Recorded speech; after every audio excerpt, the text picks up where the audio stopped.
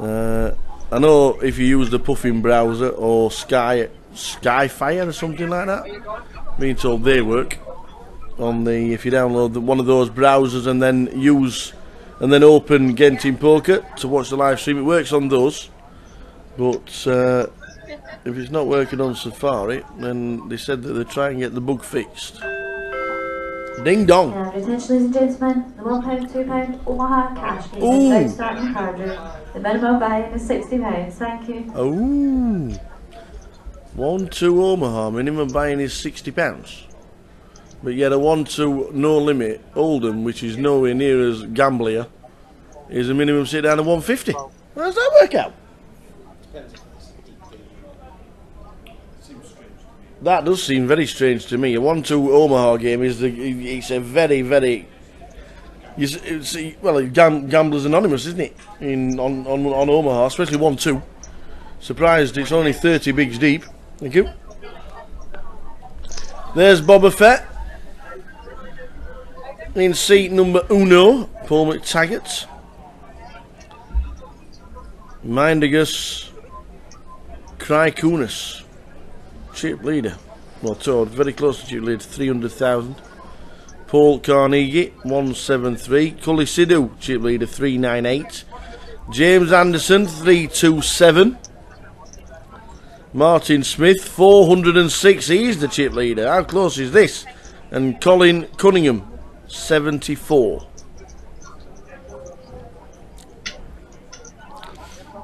We are on 30 players, so 2 tables of 7, 2 tables of 8.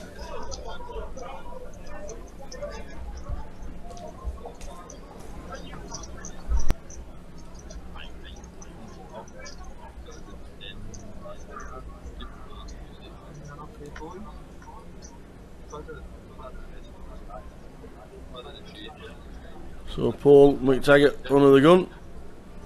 Gets out of the way this time.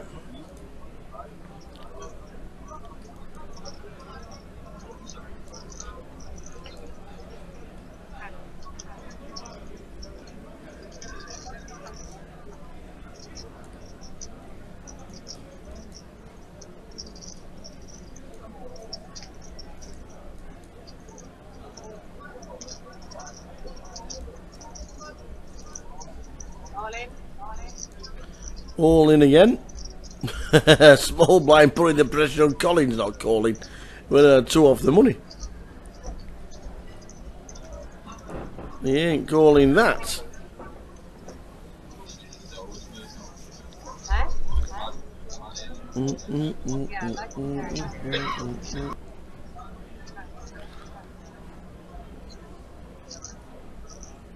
So the button, Martin Smith. 400,000 chips. Colin moves all in with 8s. The Snowmen. An account, please.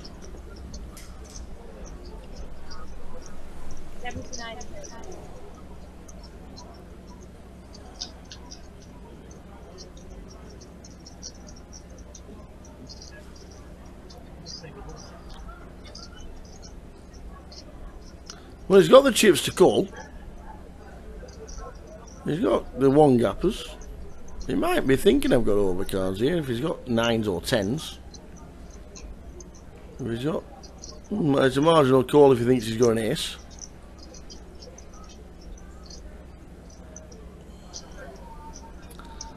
Colin's staring him down. Is he looking a little bit weak by staring at him?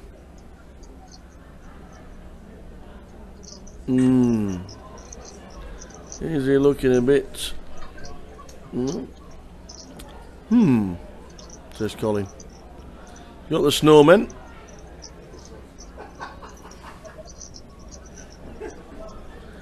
Here come... do we call? Yay or nay?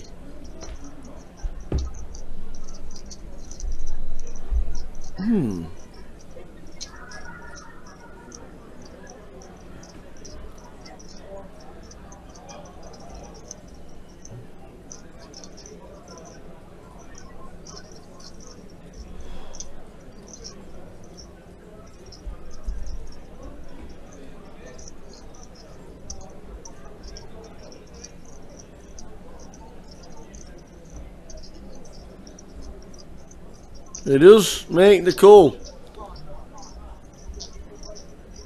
Eights, the snowmen against the one gappers.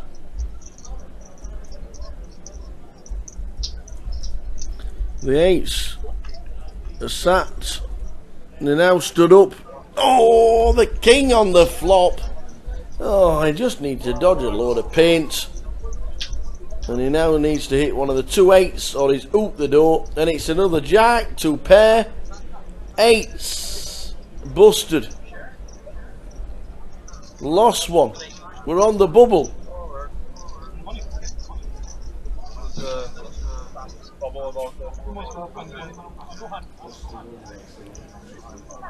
Oh yeah, it's amazing. It's like the absolute worst thing in my life.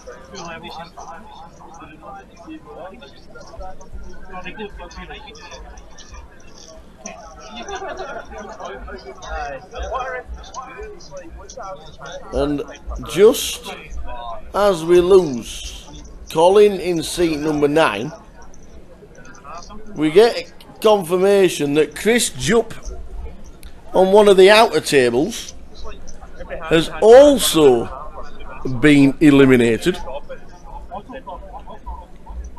And Chris Jupp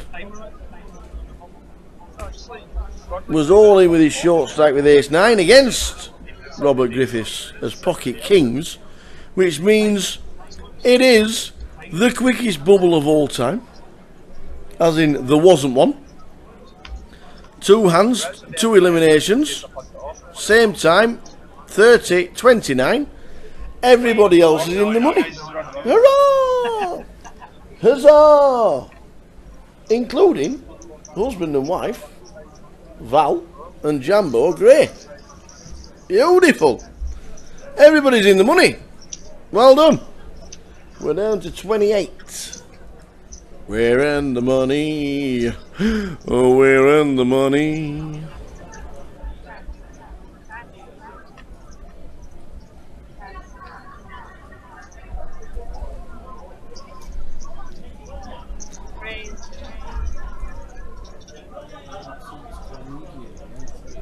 Yes, 4. Val Gray still in, so too James Gray, LeJambo.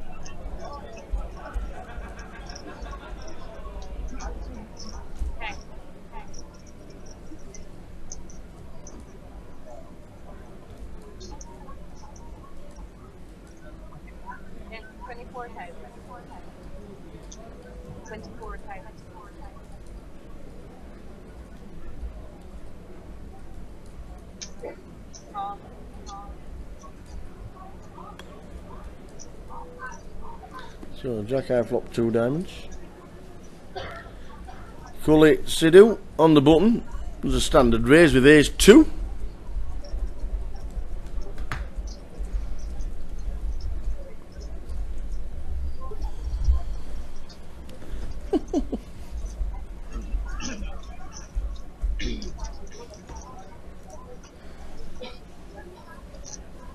Ooh, ooh, ooh, ooh, ooh, the money card.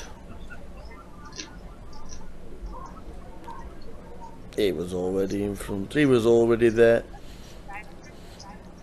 46,000. Bet and a fold.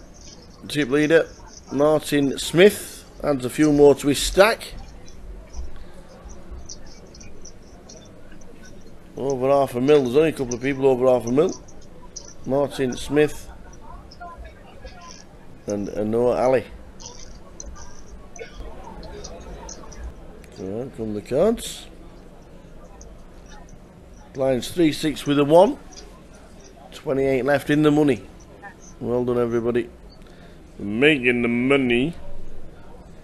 Next event for us is the GPS final in Sheffield.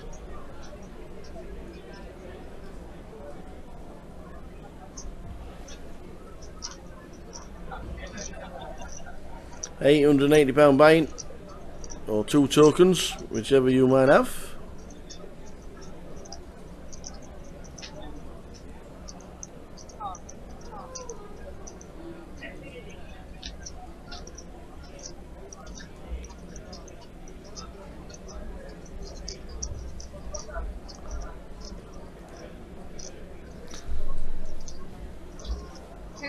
So we're raising the hijack. Call on the button.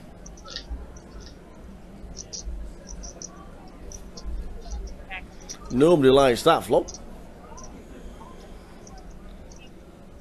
So first better might win. There's check on the flop.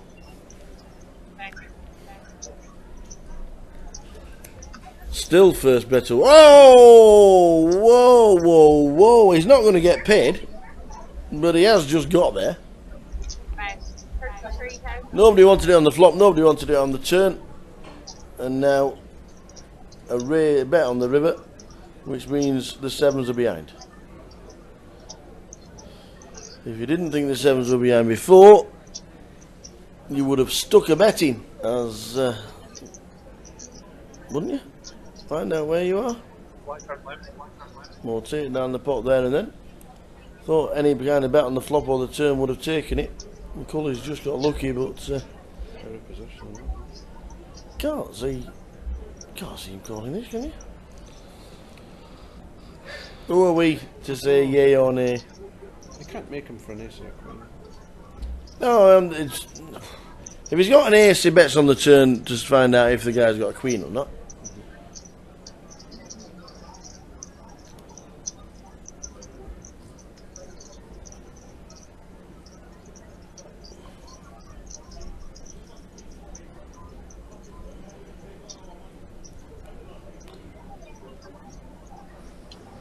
Nice bet size as well, just over off. It is cool. What have you got? Well, I've got my threes. Nice hand. Passes the sevens. I just thought he was behind 20 bet then.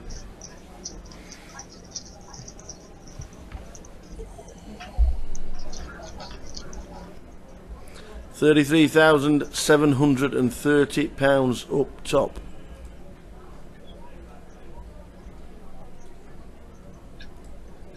£22,500 for second, £15,000 for third, £940 for the next 8 players that get bust out.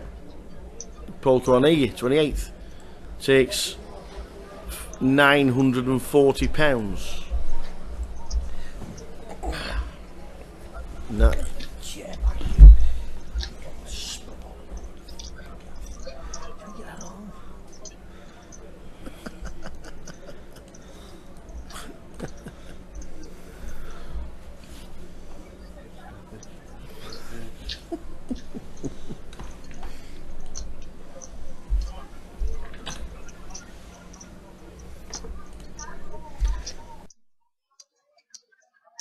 Right, 41 now.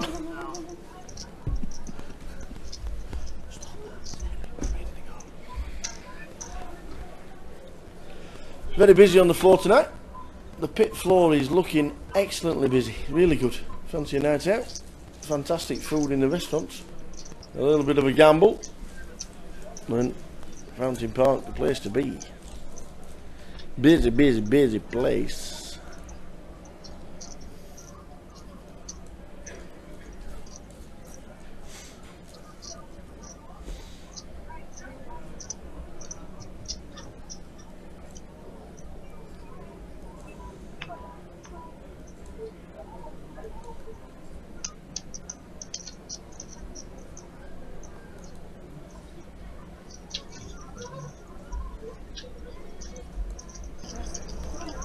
Friends with Jake the Snake.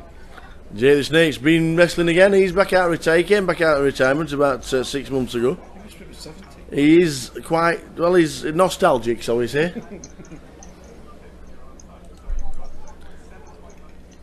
He isn't the youngest.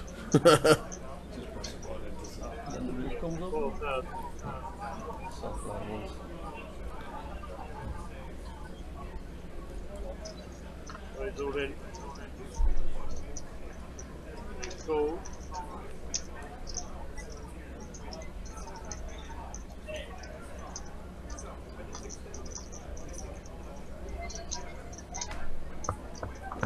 Mr. Okay, all in and the call.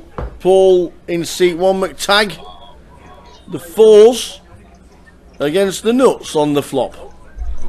Oh, we got outs. A 4 or a 5. Oh, that is unlucky. So you open table 1. Paul McTaggart makes the money. He's all in and he's all out 4s against Ace Queen, the chip leader. Had the nuts on the flop, but then he gets a redraw when it pairs the board. And a 4 or a 5 on the river would have done him nicely, but unfortunately it was the wrong pair up. And we lose Boba Fett. Paul McTaggart, local favourite, is out the door. Lost 1.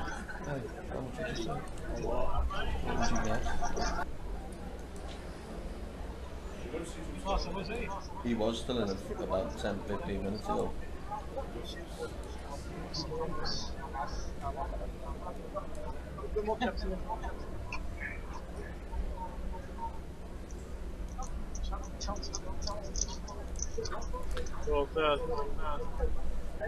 Well, I'm sure if here comes Ludo. Well, we're guessing it's Ludo.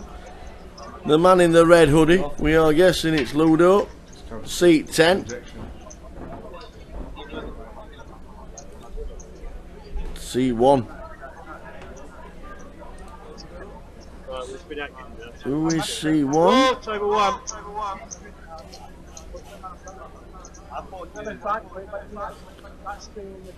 And here comes Kellyanne.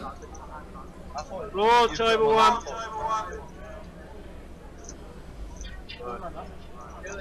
Looks like I've...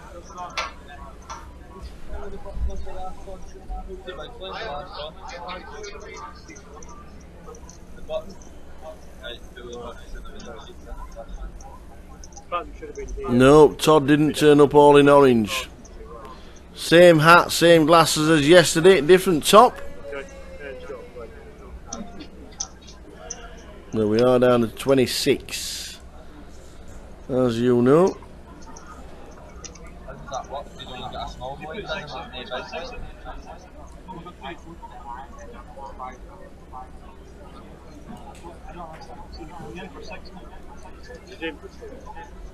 Yeah, the hand has to play out.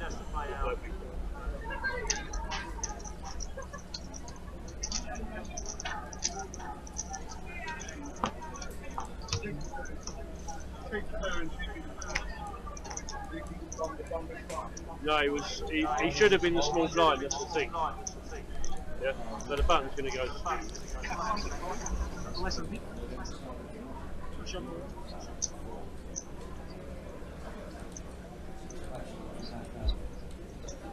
Where's 16? I was like to make sure. I thought you might have never had to. Yep, it's only the internet connection, what means you're behind everybody else, nothing else. But I think the chat box would update at the same time as the pictures, so I don't think it's that. I think they were just guessing that Ludo might have gone bust, but he didn't. He's still in.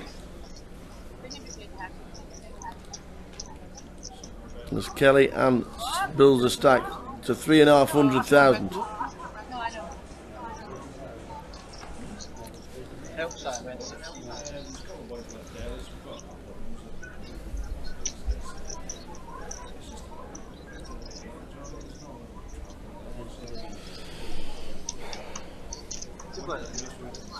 Does that mean PK can choose his rooms? Does that mean PK can choose a room? Stuff like that. You'd always look and keep a big news bag. Come on all the time. Yeah. Not bad flopping the nuts. and still can lose. No, he can't lose because he's got the 6 of hearts. He's got the blocker in his hand. James thinking he's got a straight flush draw, but he hasn't because Martin's got the blocker.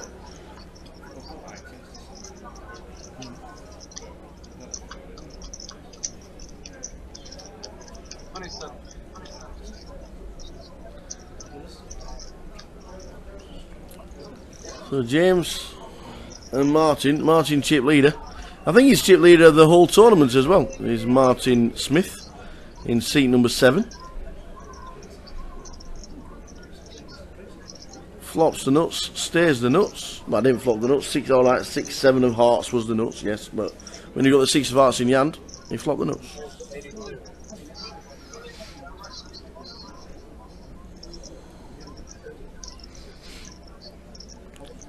Now then, does James believe him? He's hit the straight on the river. He is, and he just calls. And a flush, the nuts. And the straight, the 6, the offsuit 6 was the worst card for him. As it gave him the straight, and he had to pay him off. So Martin moving ahead again. Chip leader in the tournament. Kuljinder Sidhu in 2nd in chips. And Kellyanne going along nicely as well. I think we're still on 24. 24 in the main event.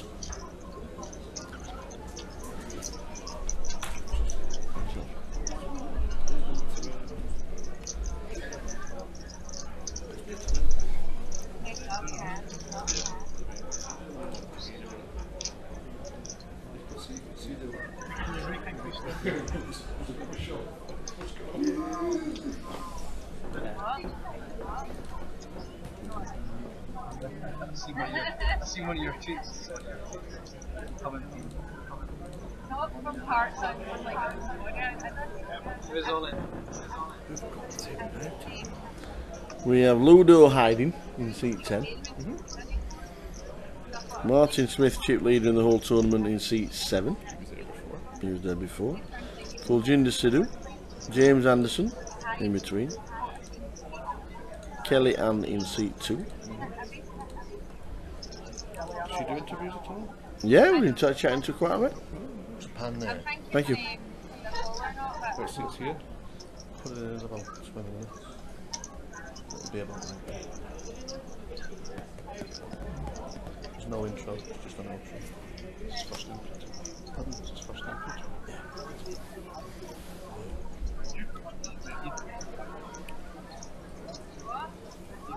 This is the scope on stick.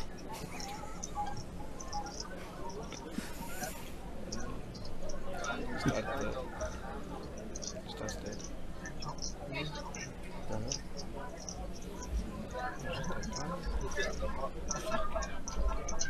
You're supposed to quit with this. That's quite for me.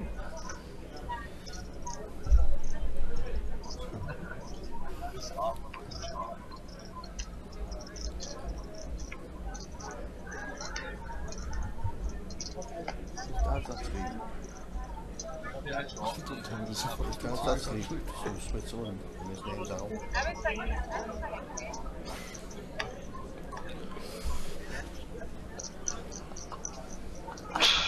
Bless you. Seat open, table 1. It's about a female dance trick.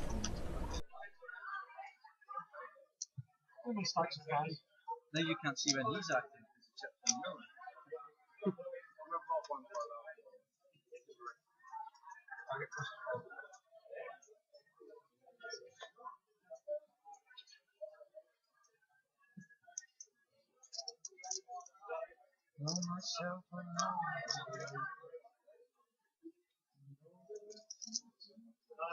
Race 20,000.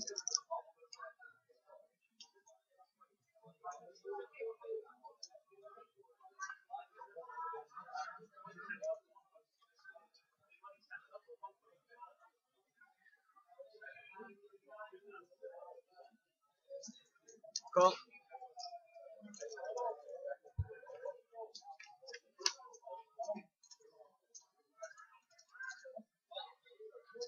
Check. Check.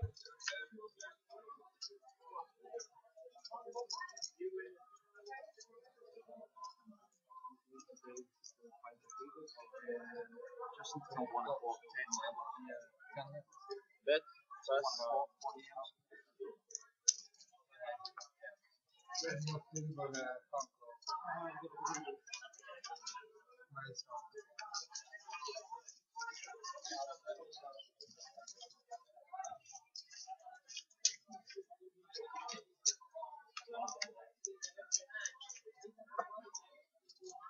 As you can see, that's the hand.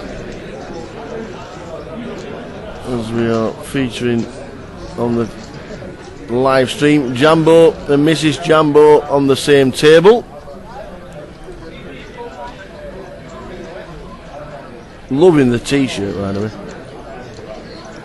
But Mr. and Mrs. Jambo still in.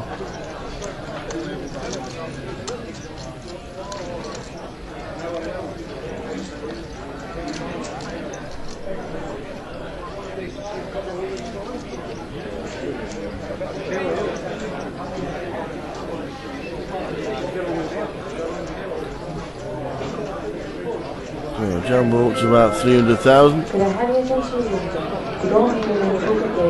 Todd Cairns still in with the glasses and the hats. David Vamplu going along nicely on about 300,000. There's a few chips on this table.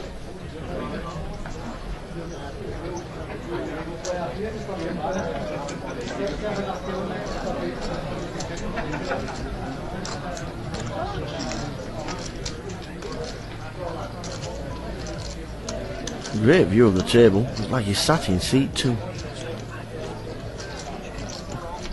Yeah. It could be. Is that Maggot from Golden Lucky Chain? Wasn't he on one of the?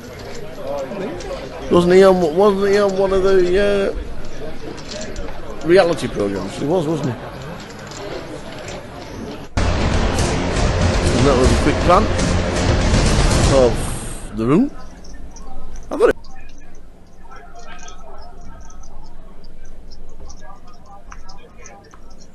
And they're still on tour as well, the enemy. Still going strong.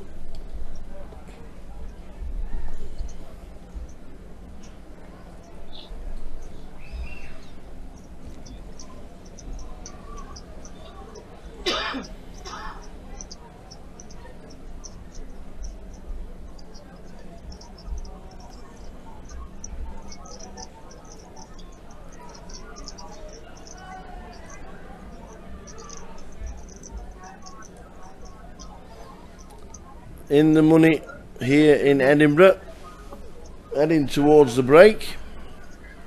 And about 6 or 7 minutes to go until the break.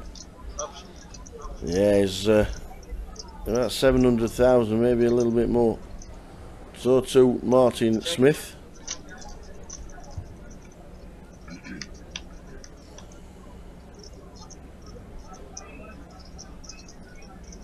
Another ace-4 flop. This time nobody's got any of it. So the first bet will probably win. Well, James, check calling, trying to keep it pretty small with the diamond flush draw. Check. Check. And they check it to the free card on the river. Not only has he missed the flush draw, he's ended up bluffing with the best hand.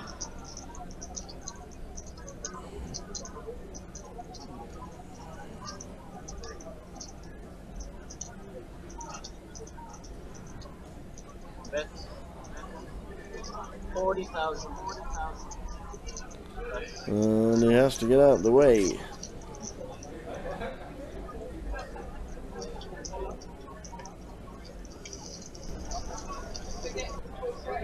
At the end of this level, there's a 15-minute break and then 2 levels to go. So we finish the live stream round about 1:30.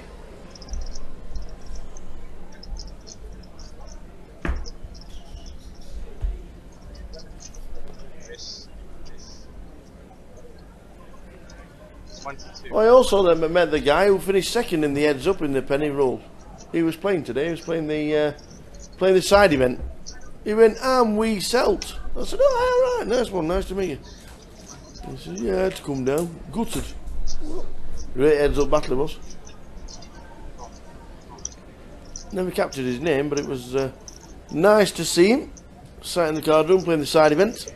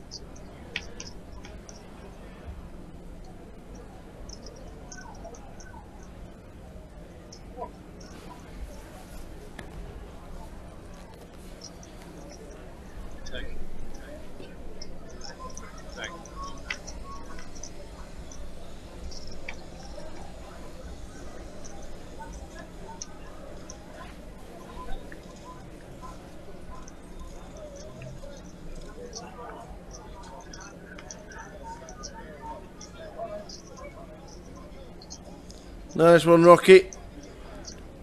When the break? Yeah, the break is in just a couple of minutes. Interviews at the break.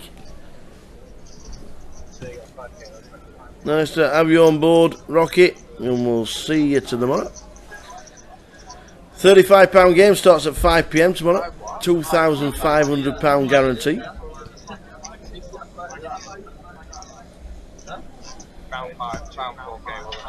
Two levels of poker after the break, so we'll finish the live stream around about 1:30.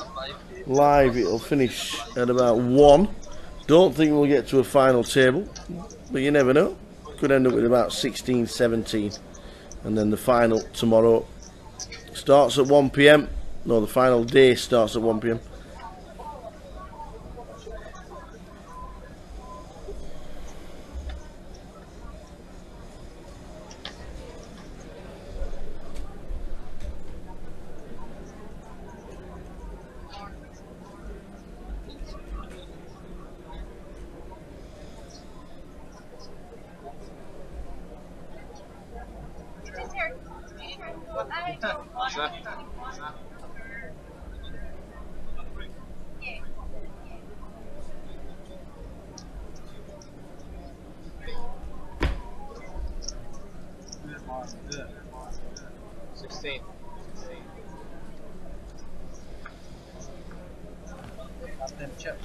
As you can see, everybody is leaving.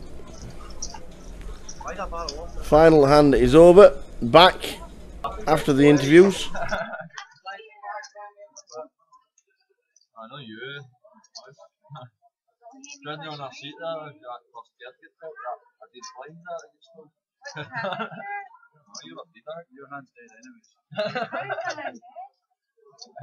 I'm on your seat and that gear.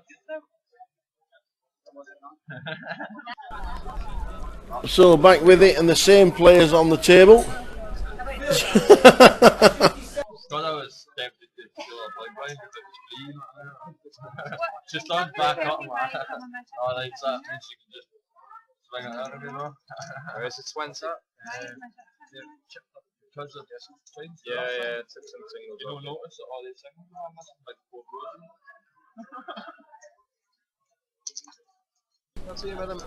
So they're keeping the same table because when we break the next one, we will have seats 4, 6 and 10 available. How many are left in the side event? When I went up during the break, there was 12 left, and I don't know actually how many get paid. It'll be around about 10. 107 in the mix for the side event. 110. 107, so either 11 or 12 will get paid. And when I went up there was 2 tables, but they weren't full. So I'm guessing I'm guessing they're just about in the money. But I never looked at the structure, so on the payouts. I'll try and find out for you, and if we can give you any names in the side event, we will do. But at the moment, they're down to 2 tables in the side event. We're down to 3 tables in the main event with 1 session to go. Finishing the live stream 2 hours from now. It's a 56.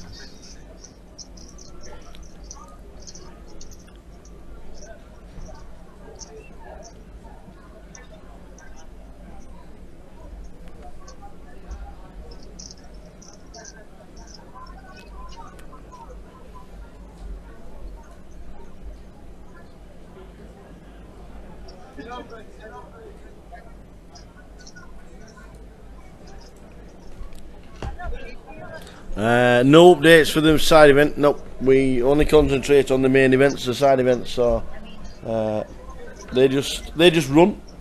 8 cash tables open if anybody's interested in coming in to play some cash, and there are a lot of drunken people, so it might be easy money. 8 cash tables open at the moment. We'll see if we can get an update on Brian Queen if he's in it. There's no name tags on the table, so we'd have to shout, "Is Brian Queen there?" We'll try and find out for you, and if they do give us the payout structure for the side event, we'll let you know. Do you want it, yeah? But, Do you want the payout structure in the side event? if how many get paid? A dozen? Well, it depends if Dale's still in. No. Is he gone? Yeah, Dale's gone. Then it'll be 7 in the event, won't it? So it'll be 10. Dale's, in fact, we've got it. What have we got here? The side events. We've just got a picture up on the Genting Poker Facebook. They're paying 8. What? No, they're not. Pay more than that. No, that's a £35 one. What's that one? Well, look. James Simon's posting a picture of Luton. How's he managed to do that?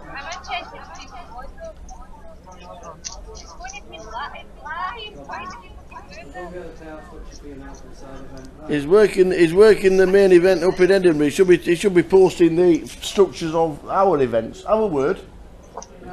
Have words. That'll sort it out.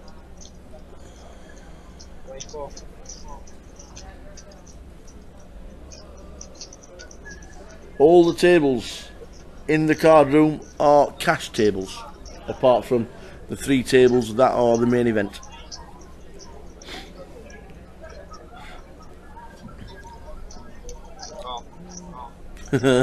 So we're guessing he's out and playing cash, trying to recoup.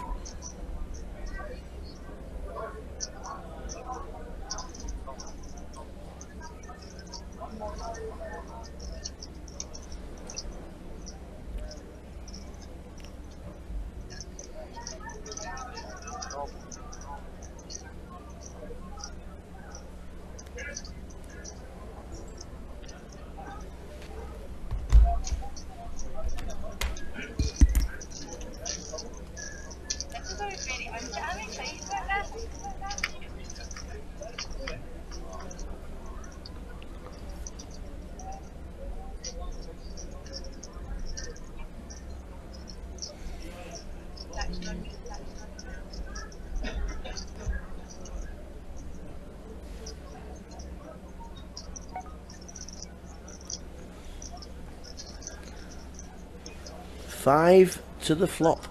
A jack high flop. Kelly defending the small blind, she checks. Big blind flopped top pair and decided to check. Martin's not going to check. Please fire out. We had one of these earlier, didn't we? 6-handed and it was checked all the way down. On the flop, the turn and the river. It was like, wow, what's this all about?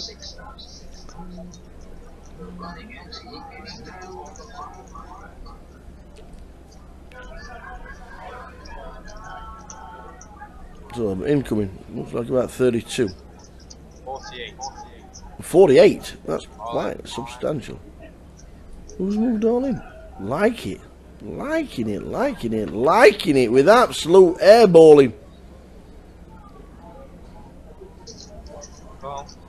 Cool. Ho ho ho! Dan needs a bit of help. He's got the 9 ball. The turn card is a 10. He needs a 9. And the jack survives. Lost one. Dan in seat number 1 has just been eliminated. Chip leader. Over $1 million. The first man over $1 million. 7.2 million chips in play. And Martin has $1 million of them. Down to 21.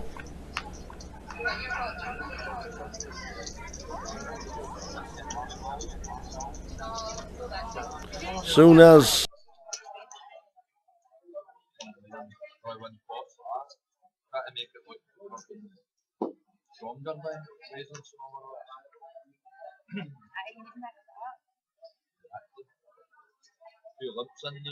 I know. I learned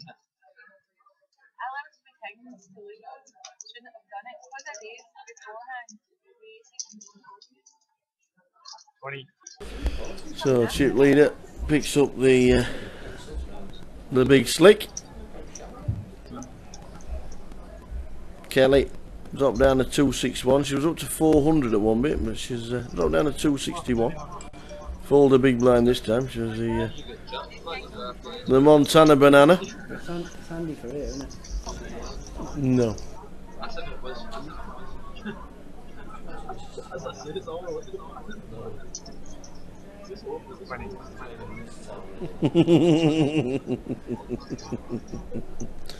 I enjoy doing what I'm doing.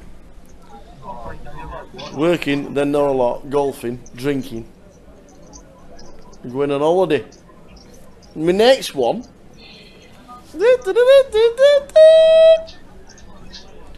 Australia, mate.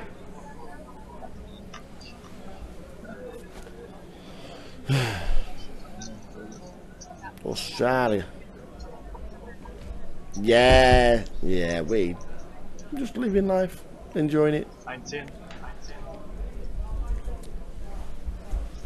You know what it's like. 10-eye flop for the boys.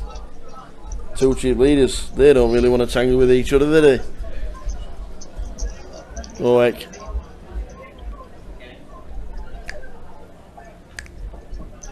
You could have got 10-1 on Dale Garrity to the final table today, and nobody took it. 10-1, come on. I know he didn't. You it in the final table. Yeah. Like a bandana towel.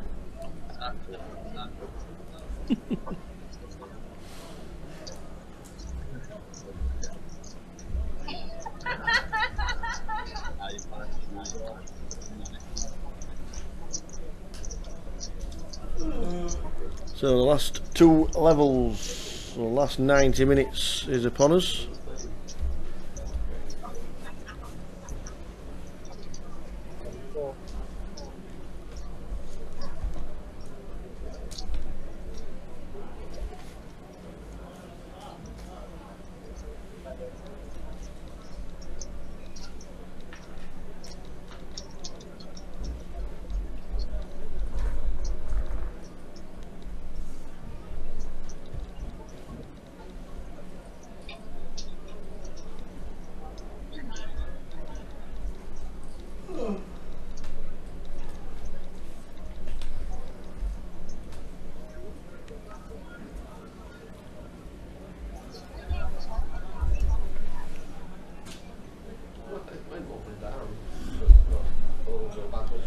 So 2 big chip leaders on our table. Martin in seat 7 and Cully in seat 5.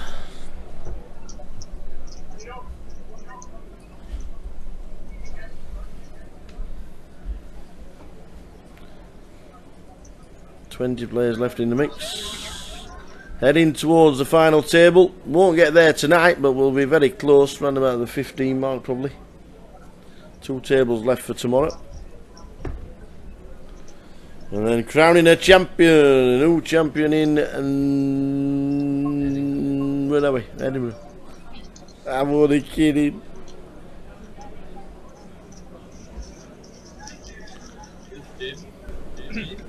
Final level will be 6,000, 12,000.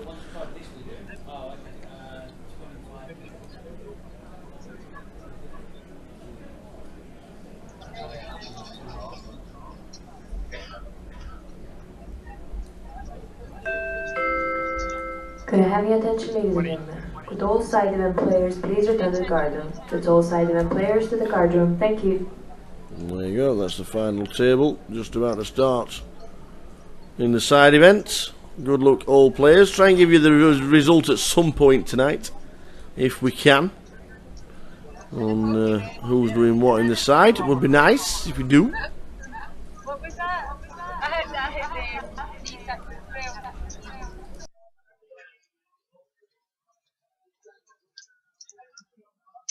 20.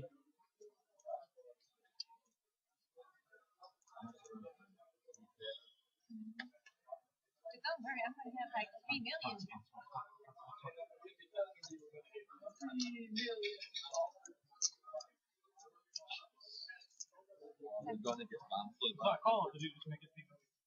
I made it 3 million. What's your Are we turn getting to last? Bansley back? I'm getting him at that. Two last. I'm so weird on it.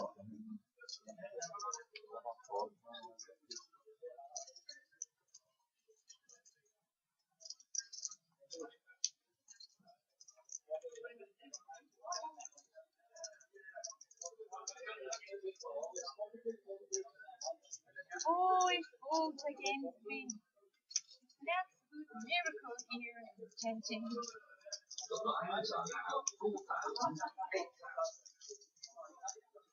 Running empty is now 1 touch.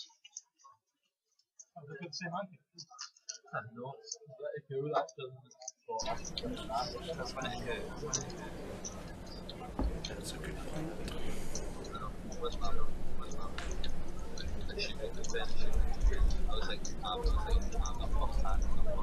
Headphones are bad. Is that one of those that the headphones are not good for you? No, I think. If that was the case, then yeah, he might have just cost himself a final table spot. I sometimes just think when you're in a game of incomplete information, you're isolating yourself from some of that information that you need.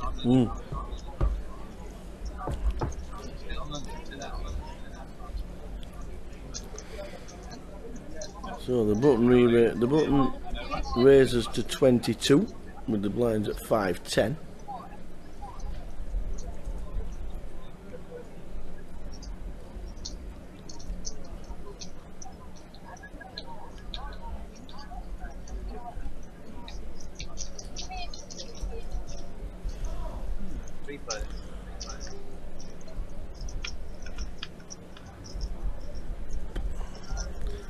And a call.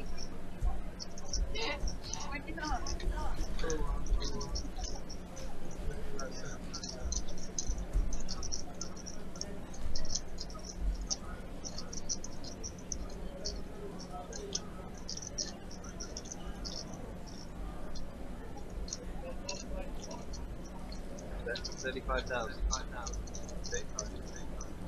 What can I?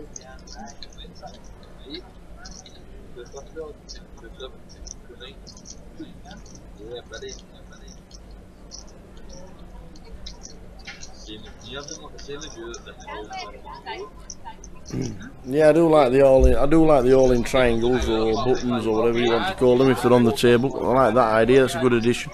Maybe you never know that they could introduce them for next season. You might just do that.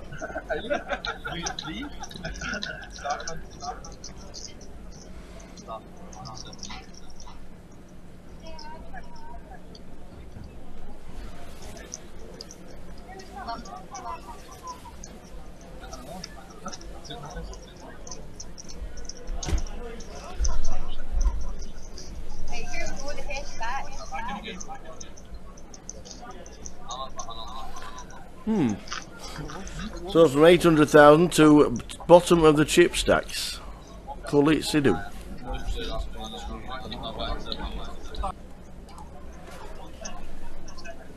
So Cully had a bit of a nightmare down to bottom of the chips. He was up to 800,000. Todd, you getting involved? Hey up, Ludo! Hold it, man, that. Ladies and gentlemen, Here we go. Mr. Ludo, how are you, Ludo? I'm a bit drunk, to be honest. You're a bit drunk. That's why I'm in. As long as you don't swear, we don't mind. I will not swear. That's all right. That's not in my nature. How are you? Only at the table. How are you? I'm fine, yeah. Only at the table. You didn't say much at the table. that- Come here. Come a bit, just a bit closer. Okay, a bit closer, okay. Why did you had your hood up for the last 2 days? Because... It doesn't look like you've been yourself. No, You're normally loud and brash and... I'm not myself for one reason, Taylor.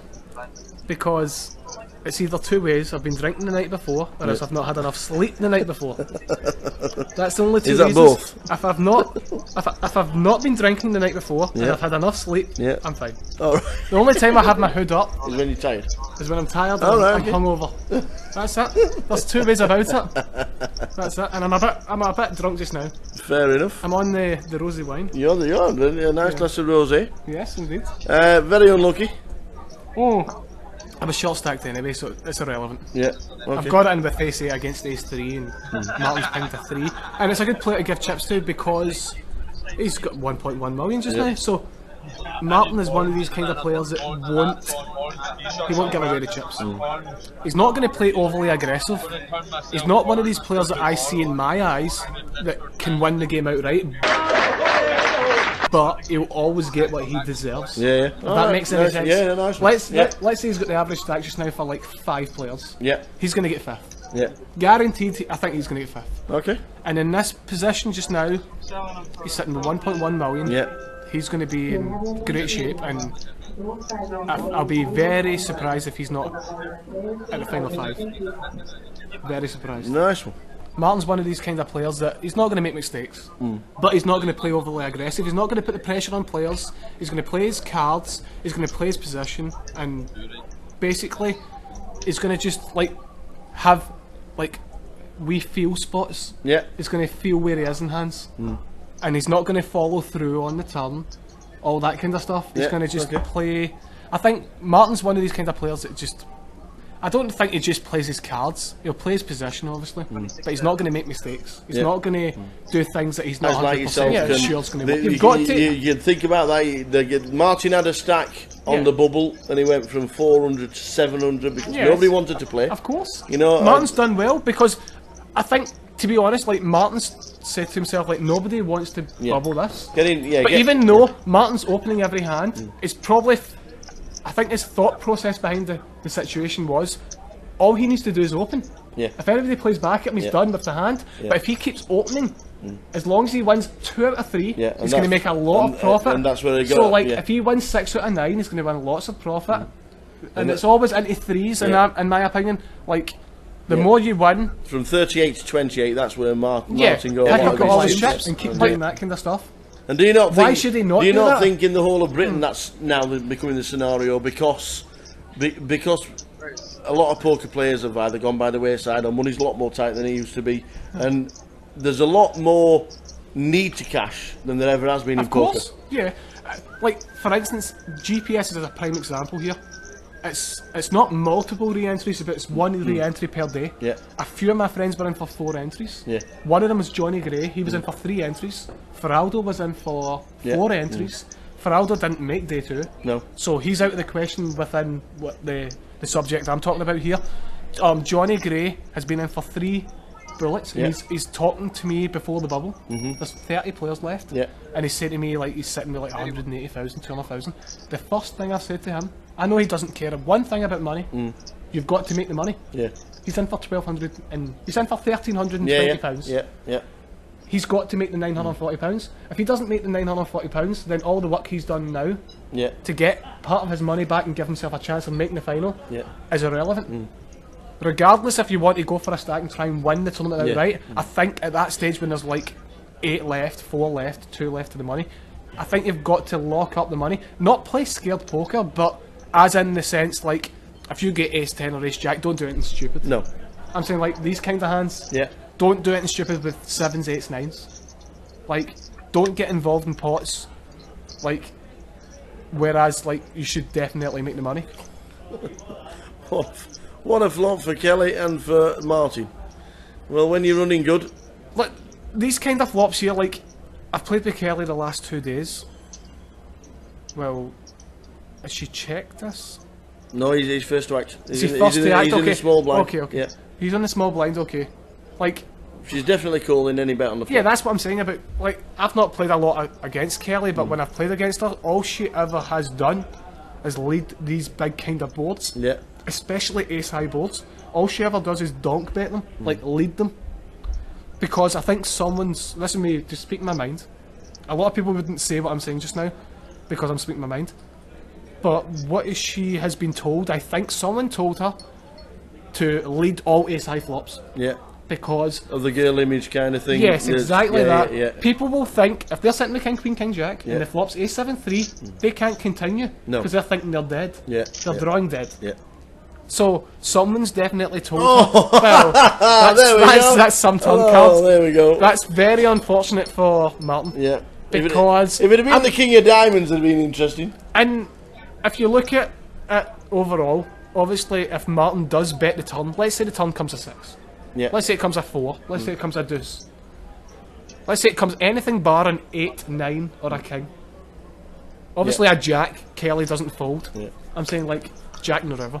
But let's say a jack comes, obviously Kelly doesn't fold. She's going to go broke. Unless it comes a 10 or a queen, or a king for a chop, or an ace for the win. Yeah. But she but I'm saying like... Kelly, but we've seen in the last couple of days that Kelly's the kind of girl that preys on the ace-high flop because she's got that girl image. Yes. She's got the girl image. I only play an ace, blah blah. So blah. I don't have much leverage against his stack. So when he was in position against me, I was kind of like taking a back seat because even though if I had 400k and he had 200k, it would be irrelevant. Yeah. Because he's not. Obviously, I'm not saying most players play scared money, but I'm saying like he's not going to care. He's been here, he's done that. He's not caring about the min cash. But I liked playing pots against him where it looked as if my hand was face up, my range was face up. There was a hand against him where he's open to hijack, and I've defended 7-8 on the big blind, and the flops came king 6-9 rainbow, so I flopped open ender. Yeah. And I check call his bet on the flop, and the turn comes a jack. So I'm drawing basically dead if he's got queen 10. Yeah. And I'm drawing to the 5 for basically the nuts if he's not got queen 10. And if I hit the 10, he could have the queen. So that was an interesting hand because I checked and he checked back the turn, and it bricked the river, which paired the 6. Now, in that position there, it was simple to win the pot, as in there's only a need for me to bet a small amount. Yeah. He's bet 15k on the flop, I've bet 24k on the river. There's no need to bet any more than that, because if he's got a 9 he can't call, because the only hand he beats is 7-8. 7-8, yeah. So every other hand gets there. 10, queen, jack, jack 10, they all get there. Any king's beating him. So if he's got like ace 9 for instance, he's in a sticky patch. Yeah. All he's going to do is call and hope that I've got 7-8 or some sort of, I don't know, airball, like a miracle ace 10 or something. Yeah. That I've called him on the flop with, thinking I've still got the best hand. Yeah. So that was an interesting hand, and he snap folded the river because he only beats one hand. But that's obviously because he didn't probably have a hand, to be honest. But if he had ace 9, he'd probably was snap fold anyway. Yeah.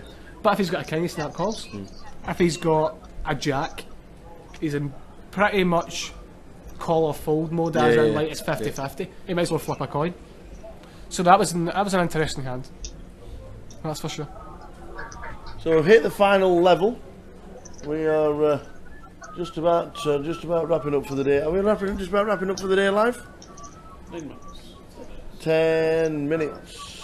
So the blinds are 6-12. Well, it's 10 minutes for us, but it's 40 minutes for them. It is. Yes.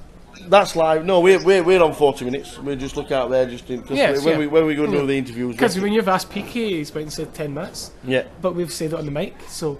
That's alright. Everybody knows we're 30 minutes behind. Yeah, of course, yeah. Everybody knows. 30 minutes. We are 30 minutes. We are 30 indeed. minutes, I tell you.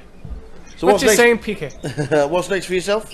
I might go down to Blackpool. Yeah. Are you going to do we that one? we're there all week. I seen on the blog that You might as well come for a drink. I'm going to come for a drink, possibly, yes. Anyway, I seen on the blog, I was on my phone, and on the phone you can watch the live stream.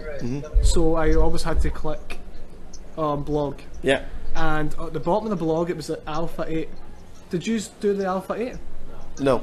Why is it on the blog? Yeah, Simon did it. Simon Trumper done it?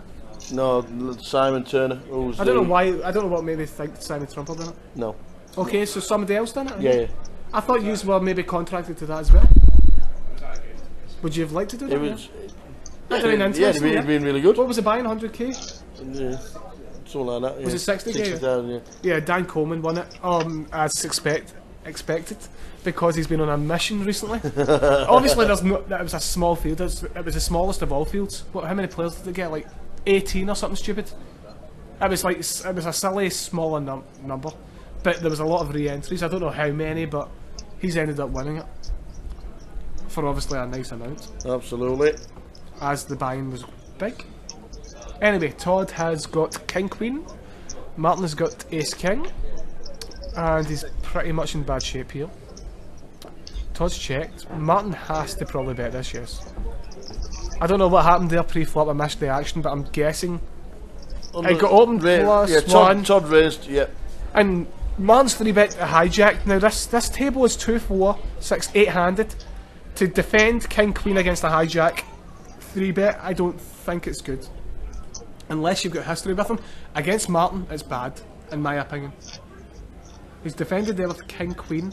Against Martin's range there, it's pretty bad. Martin's definitely not 3-betting him with Ace 8 or King 7. No. So he's got like 10s, 9s, even 9s he probably flats.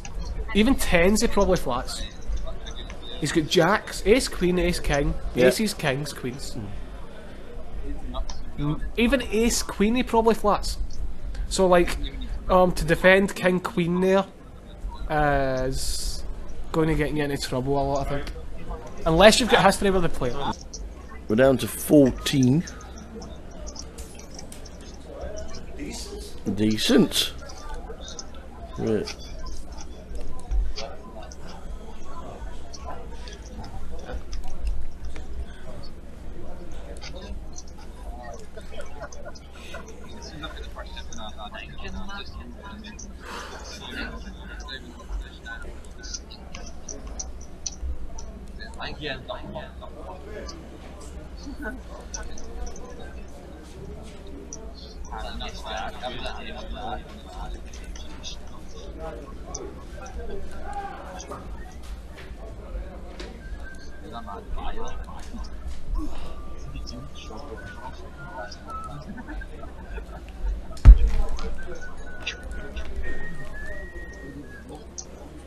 So David in the hijack in seat number 1.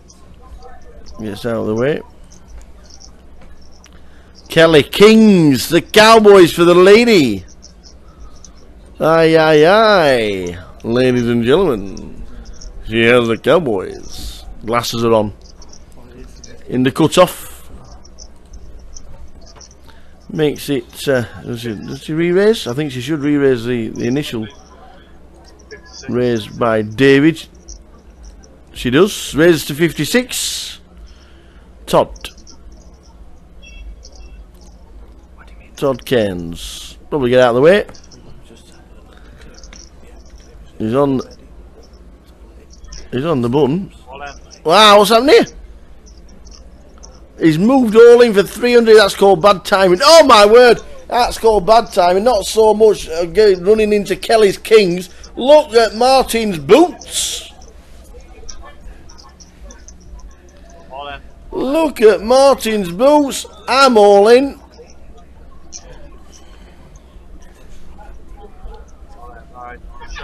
Kelly is all in. Kings. She's running to aces and King Queen. Wow. Todd thought he'd have jammed and been able to make Kelly pass. He's run into the boots. This is monstrous.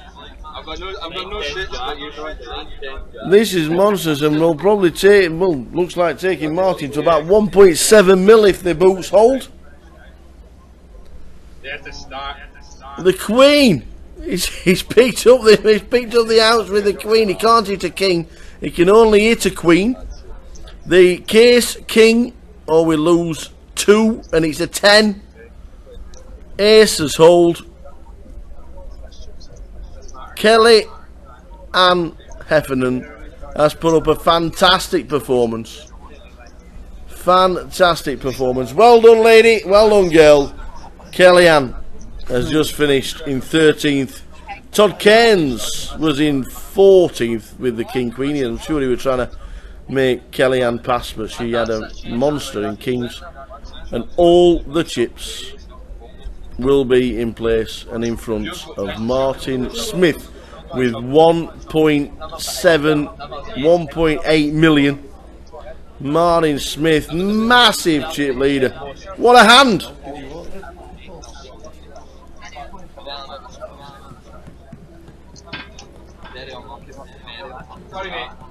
What an amazing hand. Aces, Kings and King Queen.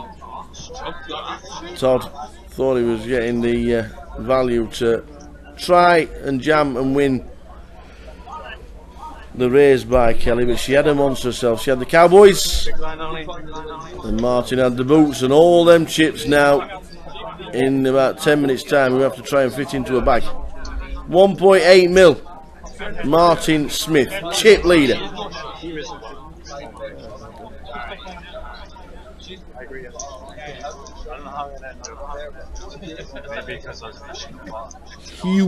Huge pot at the end of the night.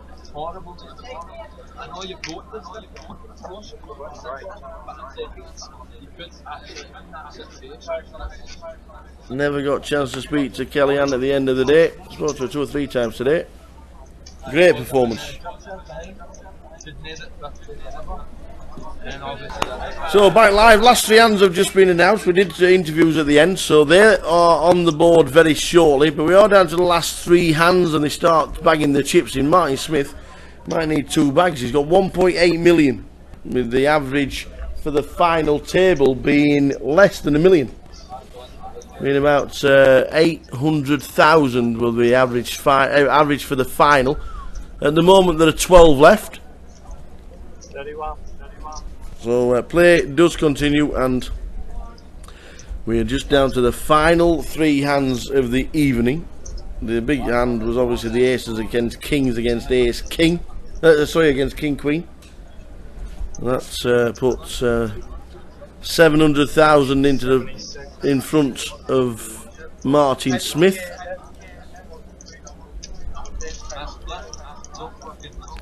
So well done to him. Head of poker in Edinburgh as well is Martin Smith.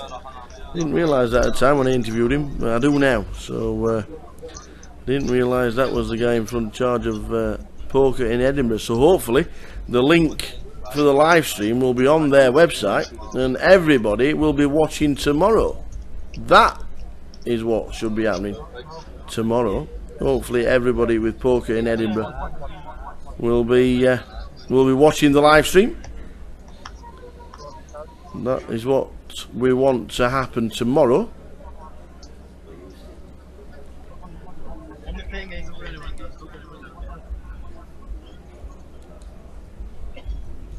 The blinds are 16,000. The running ante is now 24.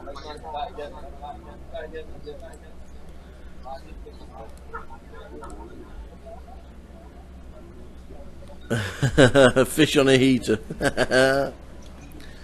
That's E7. Well, Martin is just using his stack now, isn't he? Poker in Edinburgh. Hi, how are you?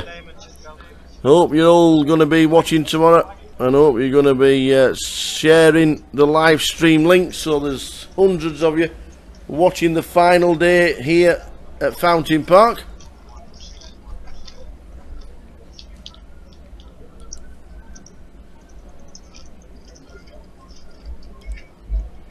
Down as you can see, the last hand has been dealt, the bags have been chipped up, and we're on his way. Thanks for watching, everybody. We will be here at 1 PM.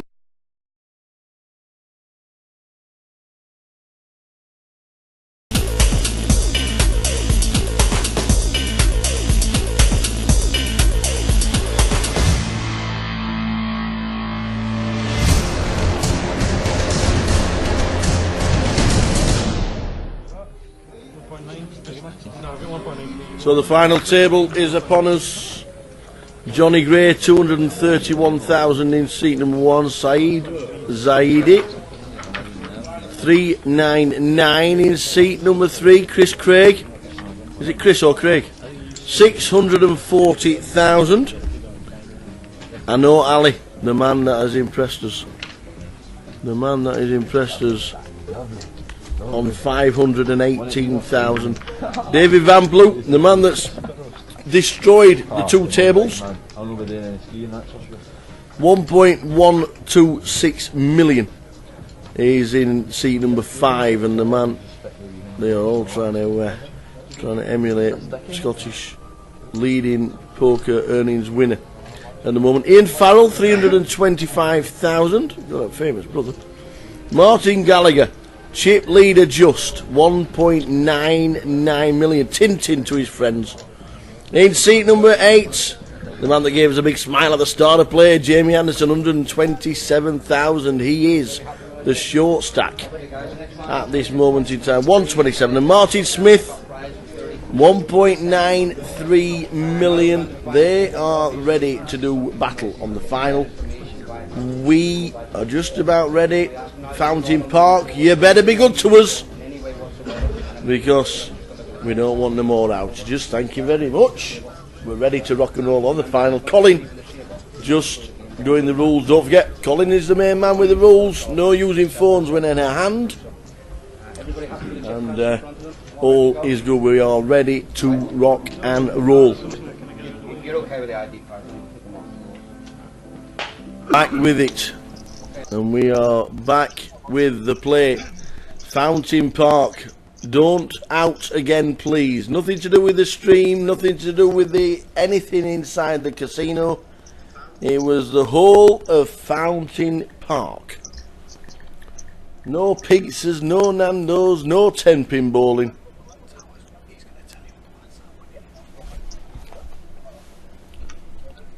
So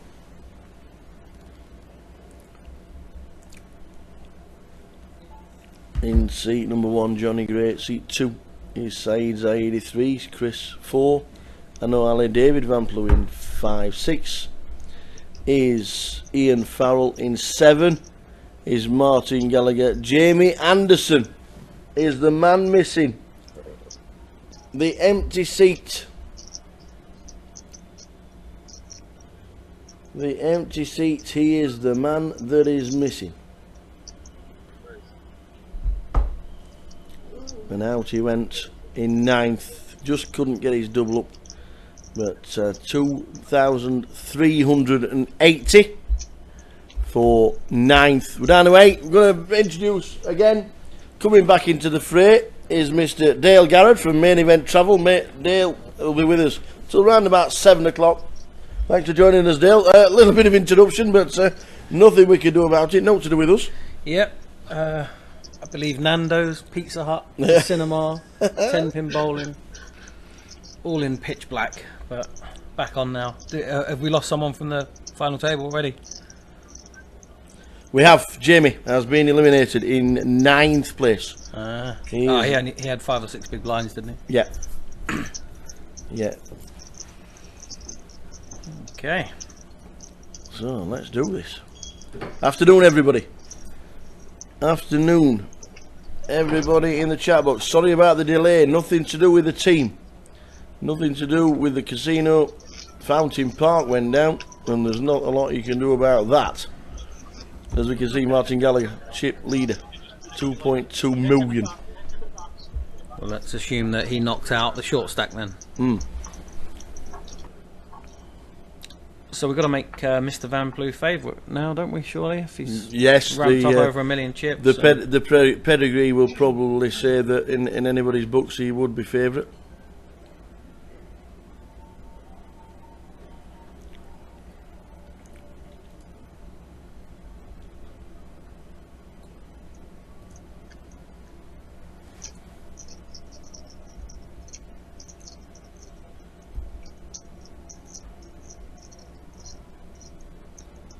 Yep, he would be the bookie's favourite now. We've got the pedigree, over $3 million in tournament winnings, EPT title under his belt. And Ali is down to 480. Yep. Start of the day on $1 million. Ian's only got what, 16, 17 big blinds as well. I'll be thinking about shoving here, but. So the two Martins are sat side by side, and the big blind will get out of the way as well, won't he? He might complete. It's got 2 million chips. You quite see often just a lot of people just take a flop off here. Yeah, that's indeed exactly what he's doing. So what do we think it comes? 10-8-4, I reckon, and they get it in.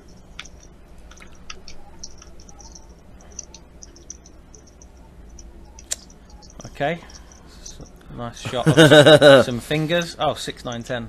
Well, he's got the middle pin with the 8s. Yep, this will go check, bet, call, I would think.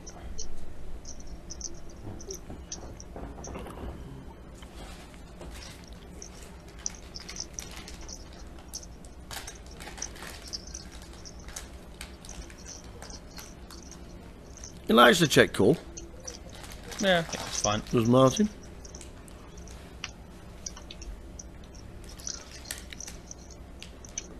Nice hand movement. It is. Number 6 is. It's going check on the turn. 2 on the turn. And 3 on the river. I'd like to see like quite a small bet for value here. It's just going to go check, and the 9's going to be good. But I think you should be betting a 9 there. Get down. The final event of the festival. Get yourselves in. They've been good, the side event. The side event yesterday was pretty good. 107 runners in the side event. You managed to get down to 2 tables? Yeah, I came like 14th, I think. That's pretty hard work. I didn't really have many hands. And then we had a flip, and we lost, and that was it. But did drink a fair amount of vodka during the course of the tournament. Copious amounts. Yeah. I think myself and Neil Farrell were like 14th and 15th. And he drank water the entire day. The entire day. Did he? Yep. Neil Farrell drank water? Honestly. Really? Yep. I even took the glass off of him to smell it. He was on the water all day. Wow. I think he was a bit rough from the previous evening. He was hurting a bit. Well, he was on the feature table at the start of the day yesterday, and it wasn't water. No, definitely not. Good luck if you sat at home grinding this Sunday afternoon. There are plenty of players will be grinding all day. Good luck. If you are watching the live stream and now grinding away, what time does the grind start? 1 o'clock for most people. All right, okay. For the Sunday kickoff, if a lot of people will start about. Oh, it's probably 12 o'clock at the moment because of the timing. Set of 7s, we've had one of these before. There we go. Well, he lost to a set of 7s earlier. Now he's flopping sets of 7. And his massive favourite. I think he'll raise here. Well, he does like to check call. Yeah. But he's second to act, so you thinking he might change his... I think he'll, like, it's a lot of, I guess David might have lots of sort of Jack 10 and 9-10 type hands that might open, so he'll probably find he'll have to like protect against those kind of hands as well, so he's going to raise. Raise snap. Yeah, fold. Raise and a fold from Mr. Van Plu, who's just not going to make any silly mistakes here. He's got a comfortable chip position, he doesn't need to do anything.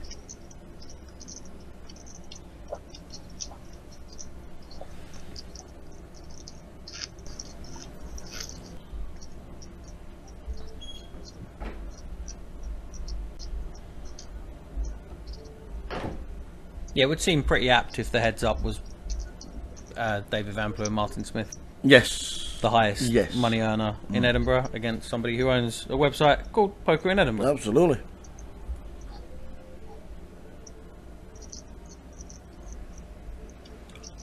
Plenty of guys should be on Poker in Edinburgh as well. I hope the link's on so everybody can tune in.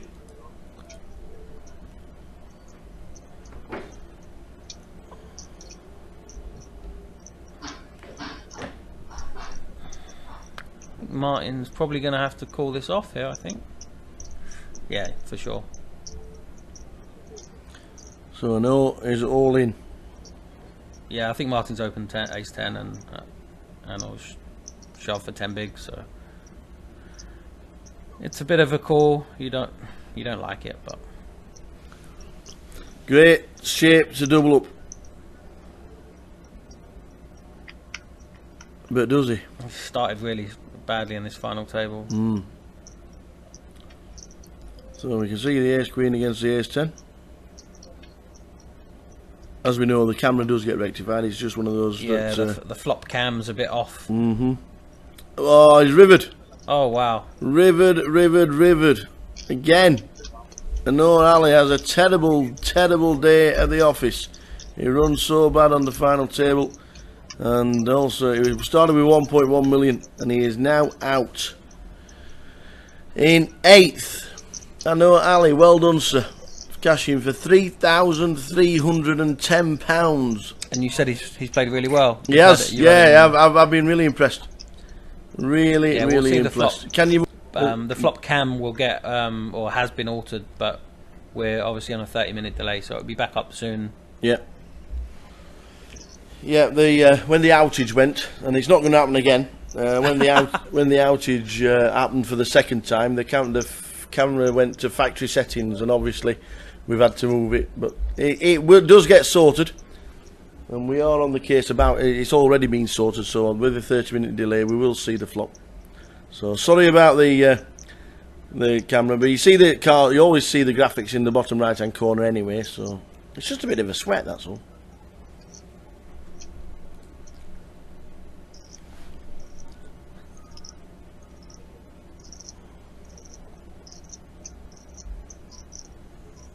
Oh, look at this. Here we go.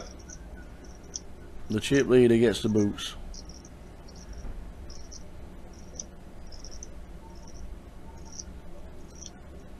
MBN, as they say, MBN. Yeah. I think you'll see him make it probably 140k, something like that, 130, 135.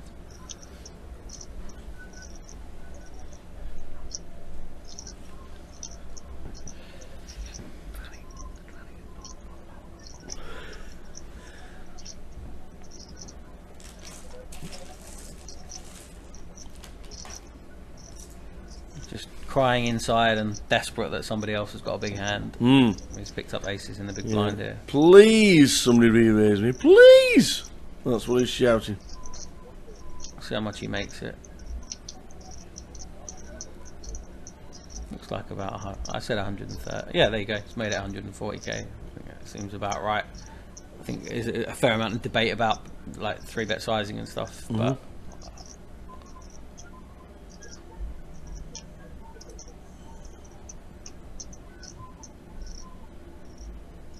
and these are the 3 chip leaders as well, so I actually wouldn't expect to see them go at it. It's just going to go fold. Yep.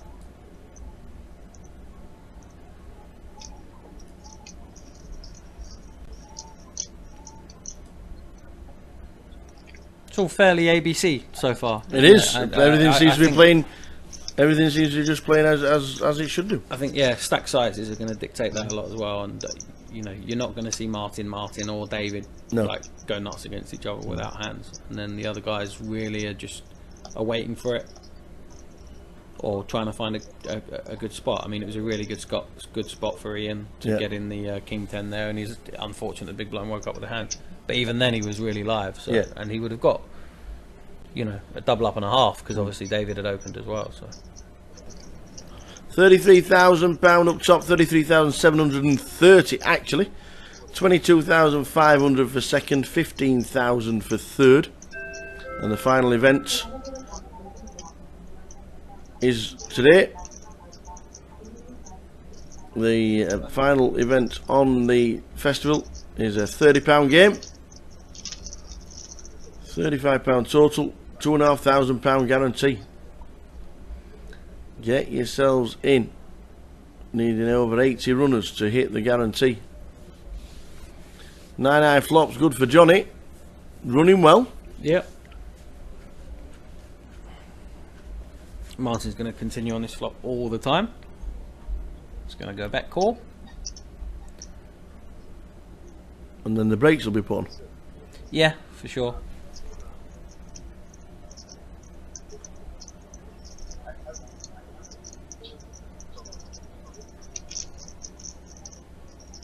No one's got a spade, so, you know, a third spade isn't going to excite anyone or get anything else happening.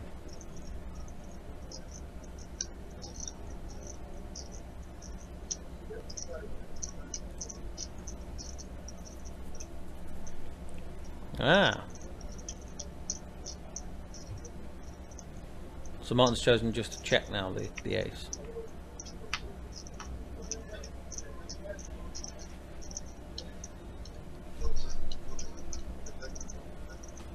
And this is going to go check, check again. I think Martin's like missed some value there. That I don't think he's going to get a bluff out of him. You know, I don't think you should switch off too much about these flush draws. I guess he doesn't want to get raised off the pot, but I think that he certainly should look for some value on that river.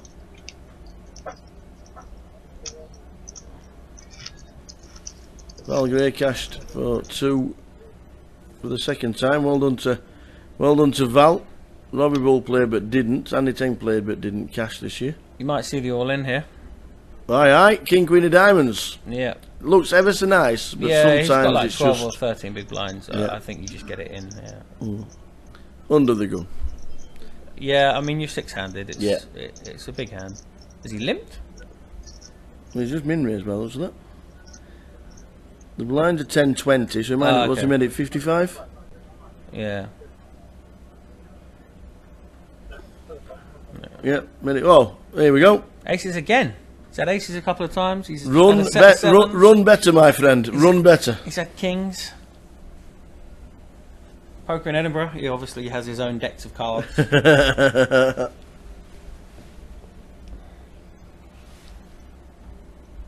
Actually, I would quite like a flat call here.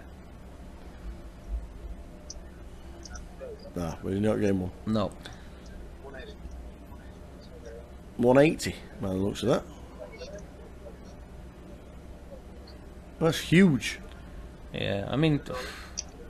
Well, the King Queen is behind to so many hands. That's a yeah, problem. I think it's a really. I think it's a terrible shove. If you're only if you're opening to 50, I'd prefer you just open shoves King Queen. Yeah. Then out of that stack, then raise and then call it off effectively. So he's in pretty bad shape. He needs lots of diamonds. Oh, Jack on the flop, 9 on the turn. A 10 will do. I don't think. Hey! Boom, shakalaka. Well, that's pretty ridiculous.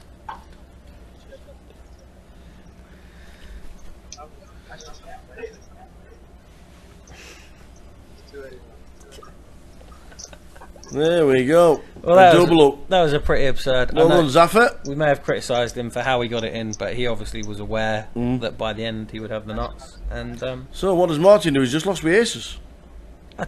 Aces, kings, aces. You know, just standard. Well, he lost with kings earlier, then he took set sevens, and he still got over 2 million. Yeah, so yeah. Fine. Don't get them big hands.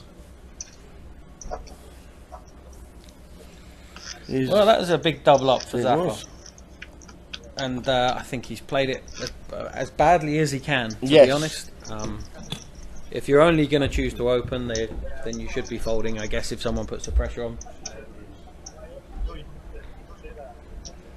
We're down, believe it or not, we're down to 5 as Zafar Zaidi has just finished in 6th. David must be close to chip lead now as well, I would think.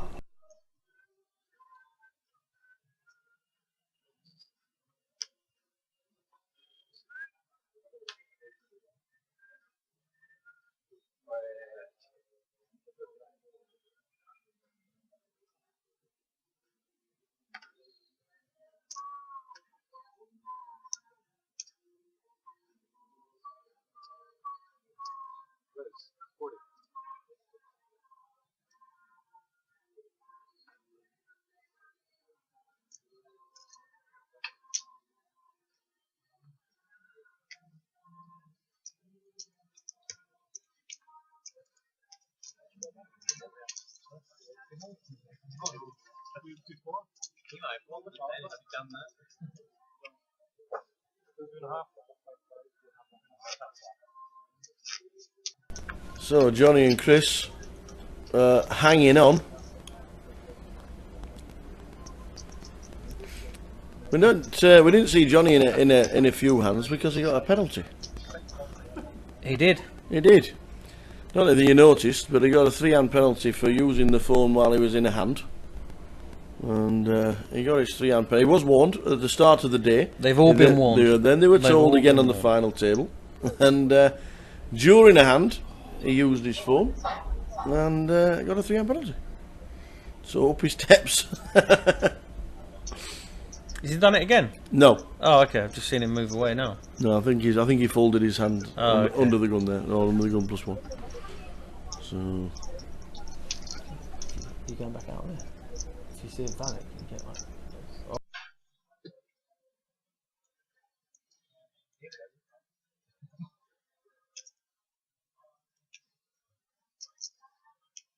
First 45.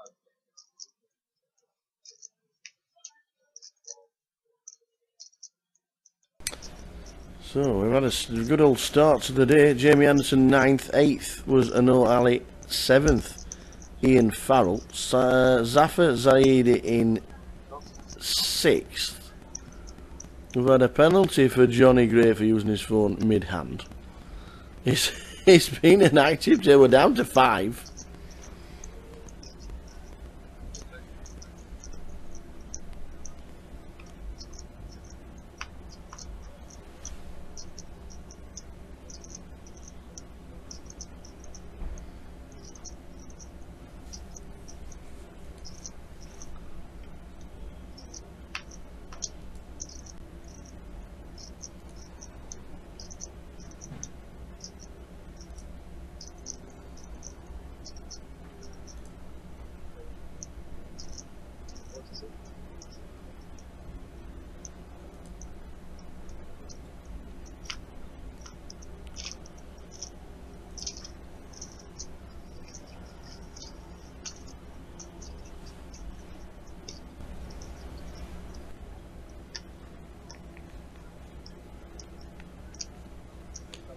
Where's the 40?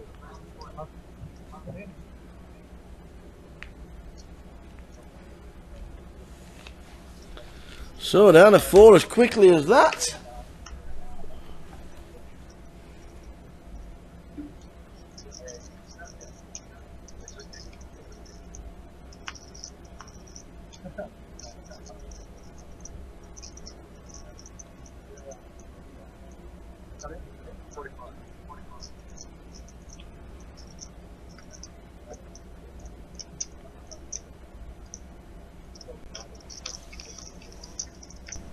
Thought I'd better have an iron brew while I was here. From Gooders. From Gooders. And that was it.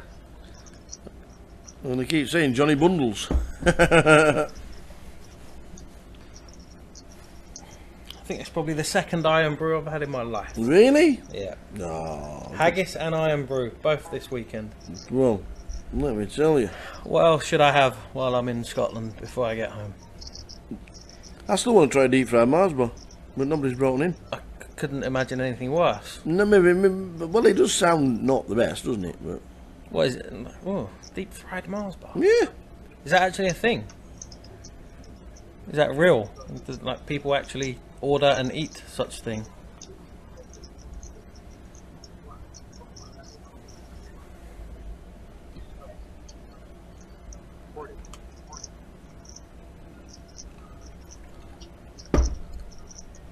So we're down to 4 then. We is. And they've all got chips. I think it will slow down now. I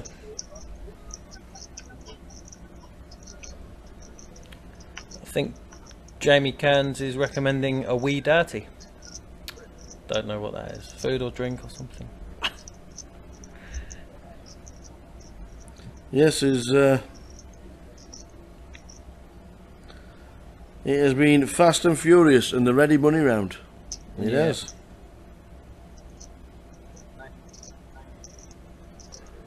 Well, a 7 on the river here would be pretty interesting, wouldn't it?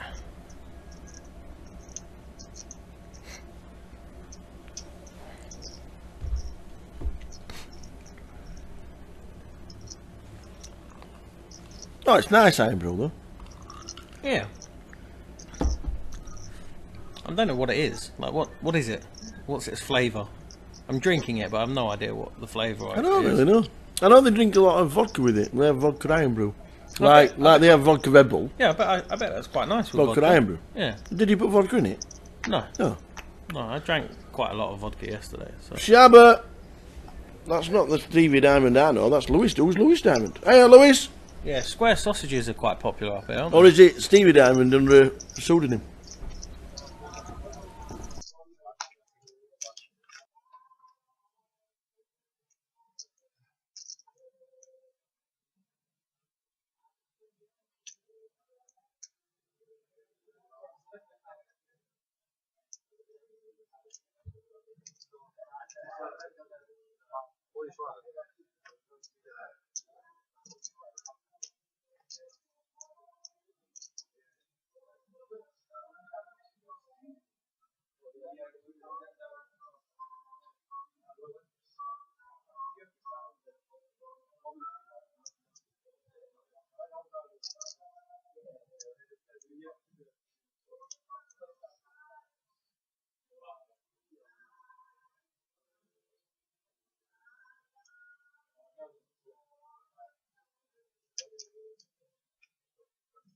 Stevie Diamond's in now.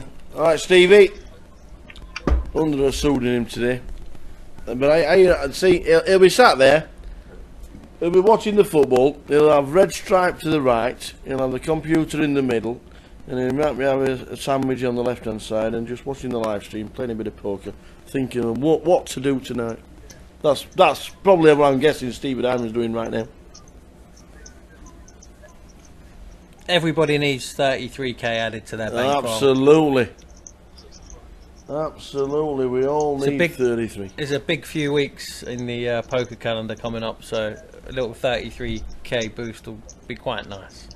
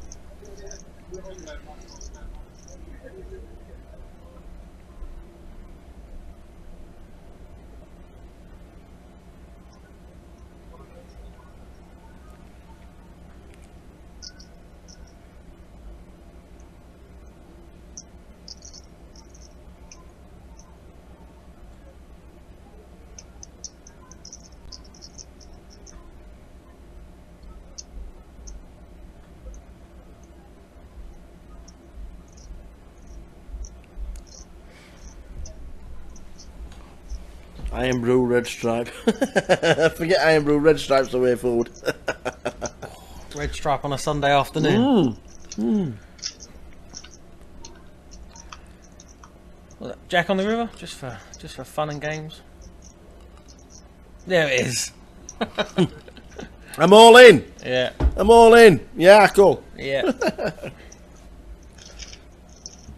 You ever had anybody fold on a split pot and no redraws? Yep. Really? Yeah, we did it in a cash pot actually, and there was in a cash pot's even worse. Yeah, there was Broadway on the board, and somebody bet 50 quid into a £10 pot, and I made it 150, and one guy snap folded, and the other guy really called. Yeah, so we managed to make an extra £2 each out of it or something.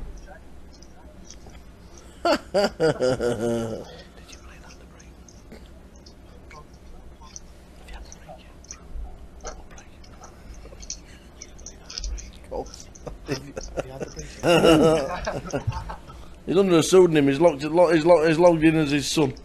Yeah. Guess who's behind me, Shabba? Shabba. I bet he can't guess. I'm going to sing him in my best Elvis voice. Do you know what Iron Brew is? What kind of drink it is? Yeah. What is it? Is it like Scottish fruit based or what's its flavour? What flavour is it? Girders. It tastes like girders. I think it's made it taste like, you remember you used to get barley sugar sweets when you were a kid? Yeah. It's made it taste like the stuff your nan used to give. Yeah, it tastes like liquid barley sugars. Yeah. I'm trying to work out what the flavour is. Do you know what I've not had for ages? Haircut? Cough candy. Oh yeah, what's another one? Haircut, yeah. Tomorrow afternoon. I was gonna grow it. I really wanted to grow it and have a quiff. I have to go and get the sides of my head cut So did tomorrow. Dale. Yeah, I'm going to grow them out. And then just You tie getting it your up in the sides middle. cut? Yeah, going to get my sides cut. The short sides and sides. Yeah. 5 limpers, boards, king, ace, 4 all-ins, 1 folds. Every credit. Can never be too careful. What plays here? What have I got here? Why is this like this? What's beating me? Nothing. How bad are Spurs, by the way? He'll be getting sacked soon. That Pochettino, or whatever his name is. Fettuccine. He's rubbish. He should have stayed at Southampton, the second in league. They're flying, aren't they? Absolutely. Be ace if they get in Champions League next year.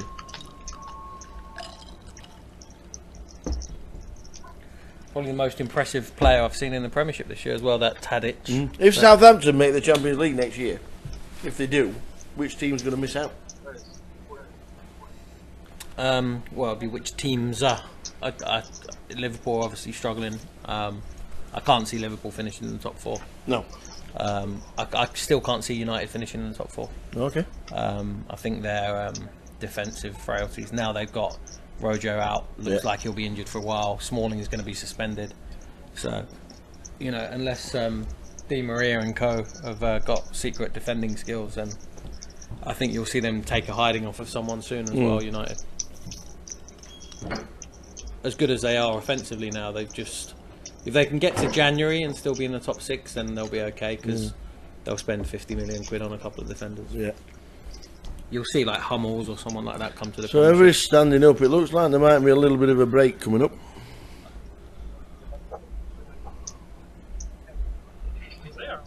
Arsenal will do their usual. Arsenal will just limp into 4th, maybe 3rd this year, just purely because of everyone else.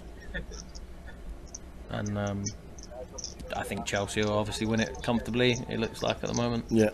City will be in 2nd, and then... Yeah, it does look like there's a break coming up. Colin's just telling everybody that when we come back, the GPS goes on to a 40-minute clock, because that's the way it rolls. Okay, GPS, four-handed, yeah. GPS rules, 4-handed. More or less makes it the same, doesn't it? It's a 60-minute clock, full ring. So we're on a break after this hand, I do believe. Chip counts will be up, and we'll be right with you. We had a bit of a wander around the casino as well to fill in while we were on a break. So grab yourself a cuppa or watch the. We just did a full tour of the casino while the guys were on a break, and this is it. We're back in 15 minutes. Full chip count on its way. 4 left. What a session we've just had. 2 outages. Somebody's now fun. It has been fun. We've had two power cuts. 2 power cuts. We've got half a chance that this might be over before I have to go and get on my plane. Yep. 2 power cuts. We started with 12. We're down to 4.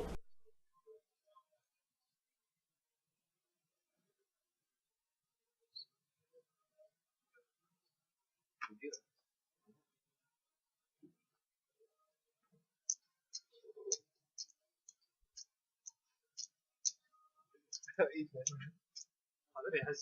There he is. The big show.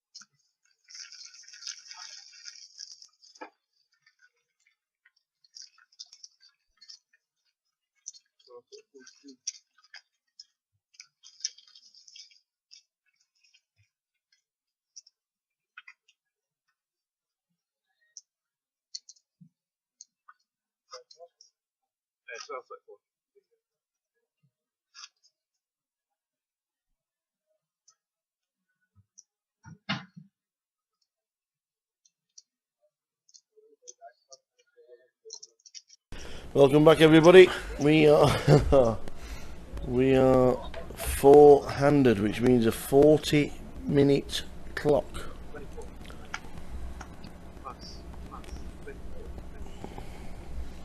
It's been pretty as expected so far, hasn't it? There's been no, like you said, there's been no major car crashes. There's been no silly play, no bad play. It's just one of those that's just ABC poker, and it's just all gone in the way of the person that's on. We've had one double up. Johnny Gray. Yep. Was the guy that doubled up. They're pretty deep now as well, aren't they? What are they at? 12.24. Yeah. Chip counts. Martin Smith 2.7 million. Martin Gallagher 2.5 million. Dave Van Plu 1.5. And short stack 410,000 is 431 according to the screen. He's just nicked the blinds on the antes. Is Johnny Gray. So we've got 12.24 of the blinds. Like a 60 big blind stack and a couple of 100 plus big blind stacks. It's going to be this could take a while now. Yes. Depending on what happens with Johnny, if he wins his first flip. Yes. Then this it's all opens up again. So, would we expect any conversations about a deal when they get three-handed? I don't really know. If it's to be 3 big stacks as expected, yeah, then I'm not too Martin. I don't know the history or the bankrolls of the guys. Or I imagine David wouldn't be that interested in a deal, but he's very. I think the three they're all local guys. Yeah. So maybe so. I'm not too sure, but I'd be surprised if someone with $5 million worth of earnings would do a deal or discuss a deal. But I mean, probably we could. I mean, what are the payment? What are the pay jumps like? 33k for first.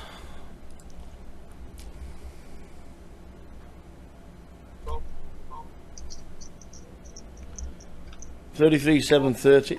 Yep. 22,500. Yeah. 15, and then 8,750. So nearly double fourth to third. Yeah, I think it's the top 3 really is when they might consider doing something. They might try and lock up, I guess 22k each or something. Yeah. Maybe. But 70, just over about 71,000 top 3. Yeah. So locking up 22, something like that. You never know. Play for a bit, but I wouldn't think David would be that interested. No. In doing a deal unless he's got a big Sunday planned online, because he can still get home in time to register. I don't know if he plays online. Does he play online? Yeah. Yeah. He plays a reasonable volume of NTTs online. All right. Okay. All the high end stuff and that. So. Yeah. I think he's had some good results lately as well. Has he? Train? Yeah.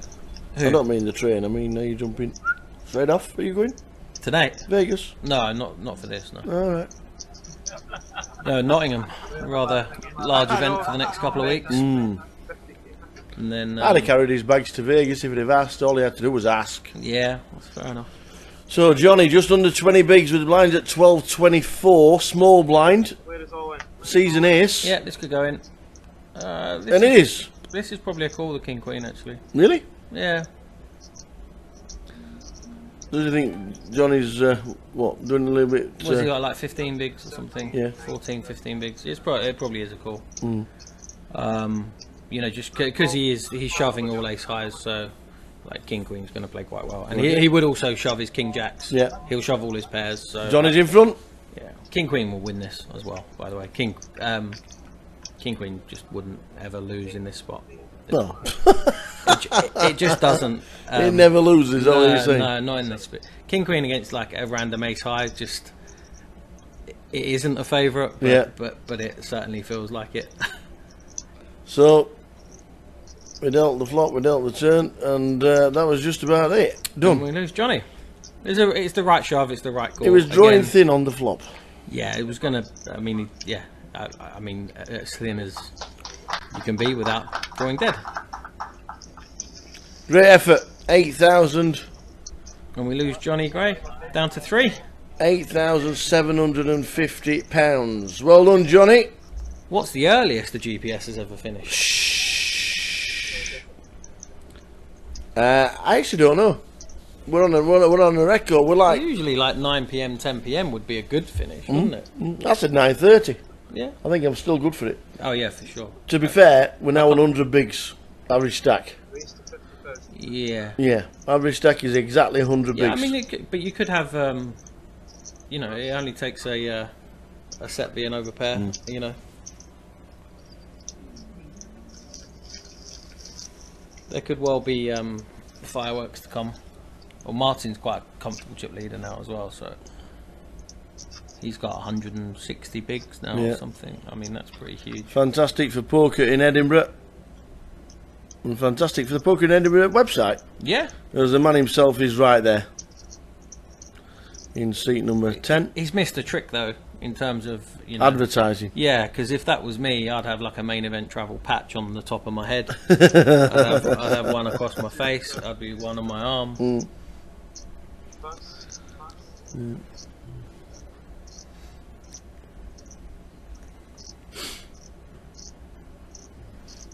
It's just you could, on a live stream, you could have rabbits on your head. Just from a distance, they look like hairs. Oh, that's hurtful. Oh, that is. Although you would need to turn the lights down a little bit for the shine. Okay, David's opening all his suited connectors, obviously. Spade, just for fun. No, check back fold. That's all that's going to happen here. Unless Martin decides to.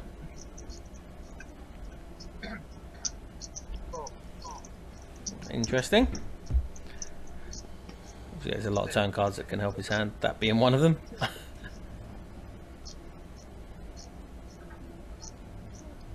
David might switch off now, he certainly will.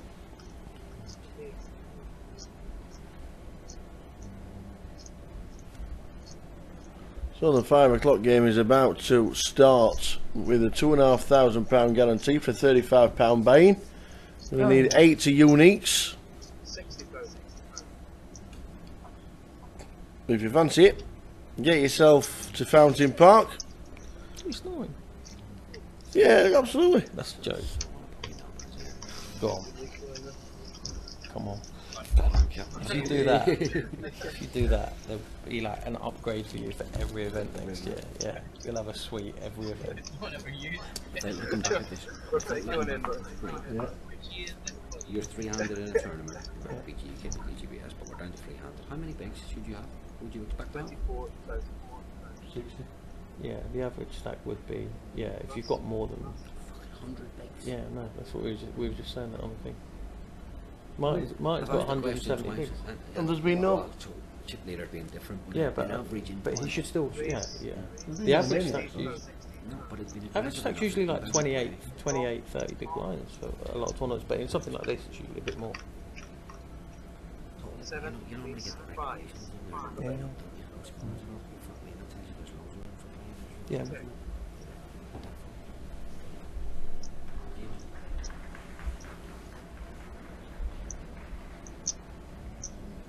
55 though.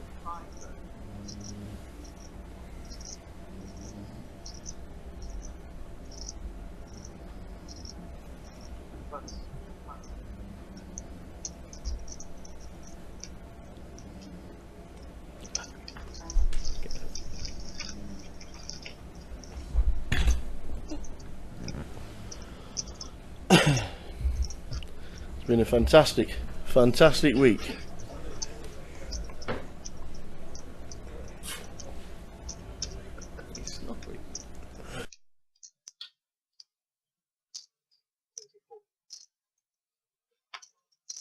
Pass. 24. Pass.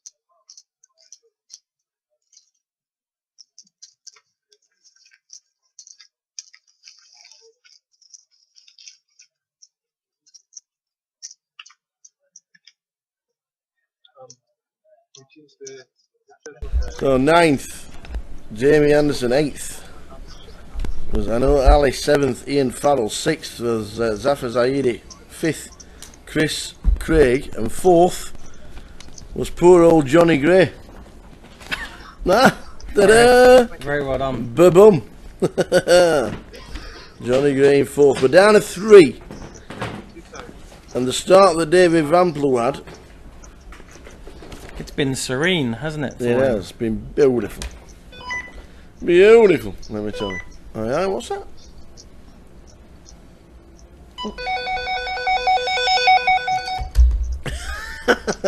Hello? Hiya! One of those. Yeah. Yeah, steak next please, medium. 18 ounce ribeye, thank you. Yeah.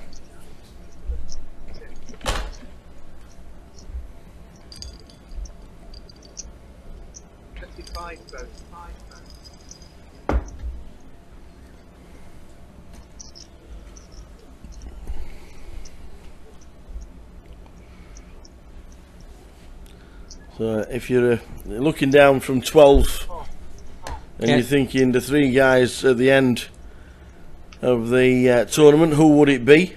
You would have probably put both Martins in there. Yeah, the 2 chip leaders and the most experienced player. And the most experienced player. So it's the way it has worked. It's the way it has worked out. And yep, we are 3-handed in Edinburgh.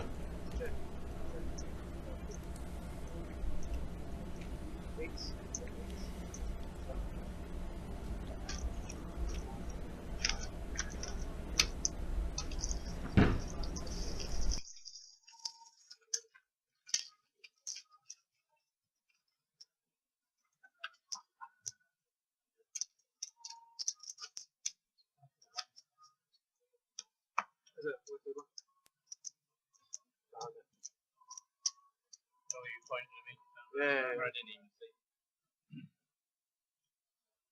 24,000.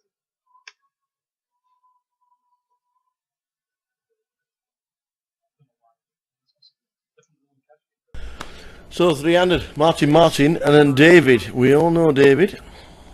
All Edinburgh players. Oh, are they? All Edinburgh locals. I think, as well. yeah, I think Martin Gallagher flirts between Glasgow and Edinburgh, but he plays a lot here at Fountain Park. You'll be able to tell me any difference on the live stream if that's true.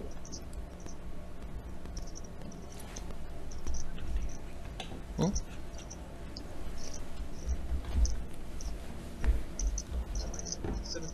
Yeah, we're good.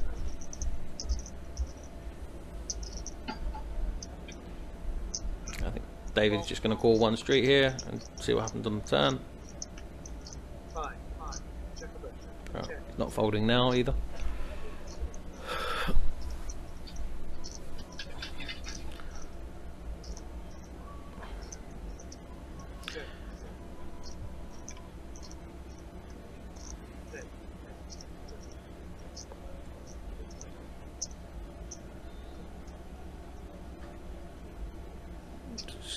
Check on the river, yep. And again, all pretty standard, nothing threatening. No one's going to do anything ridiculous at this stage. They're still very, very deep.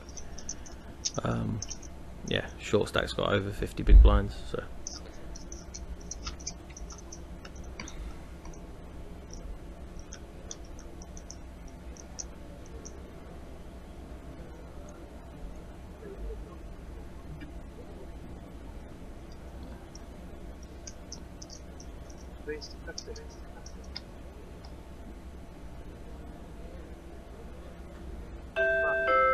Could I have your attention, ladies and gentlemen? Could all side event players please return to the card room? That's all side Okay, event side players event to just the getting card room. underway now. Looks like there's at least 50 runners in the building, maybe more. They need 80 for the guarantee, but I think they'll get that comfortably. It's actually been a really good festival. I mean, the main event overlaid by a couple of grand, maybe I think they missed it by 15 players or whatever, but I think locally the event's been massively well supported. All the side events have comfortably made their guarantees, and you know, as we said earlier, there were 10 cash games running in here last night, so it's actually been a really good festival of poker, I guess, for a few days here in Edinburgh. 75.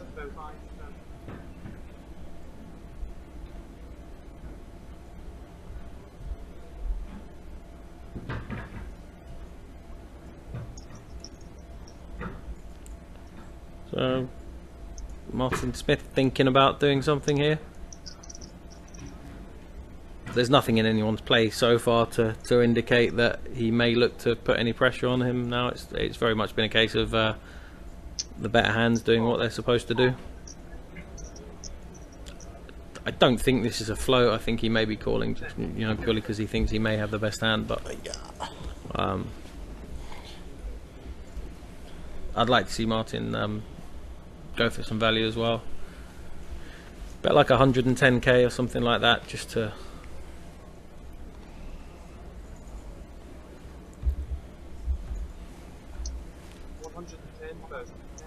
Oh, there you go. We've actually got it to the spot on. Very nice indeed. Spot on. I actually really like this sizing as well.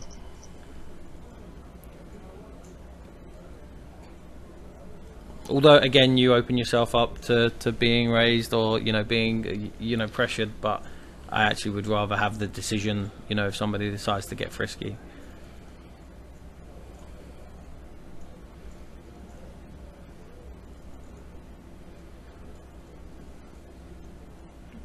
A lot of people would argue you don't get called by worse hands. However, you do, particularly when you're playing short-handed. People's propensity to call with ace-high hands and small pairs and stuff like that is just it's far greater than 4-ring.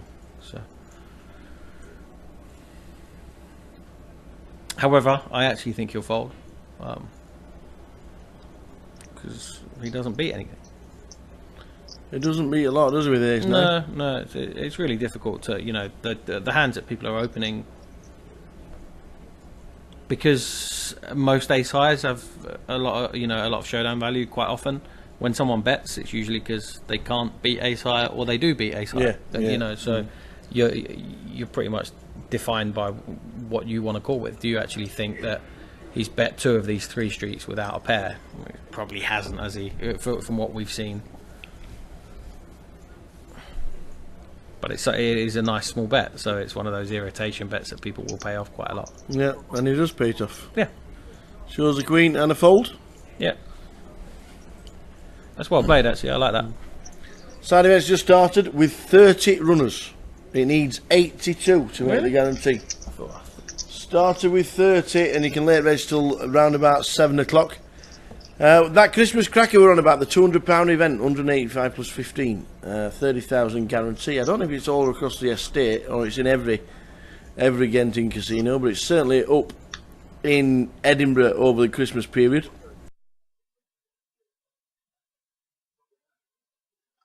I can't see this going. Well, we had a projected time and we were all saying it's we're 300 now. We had a projected time. I said 9:30.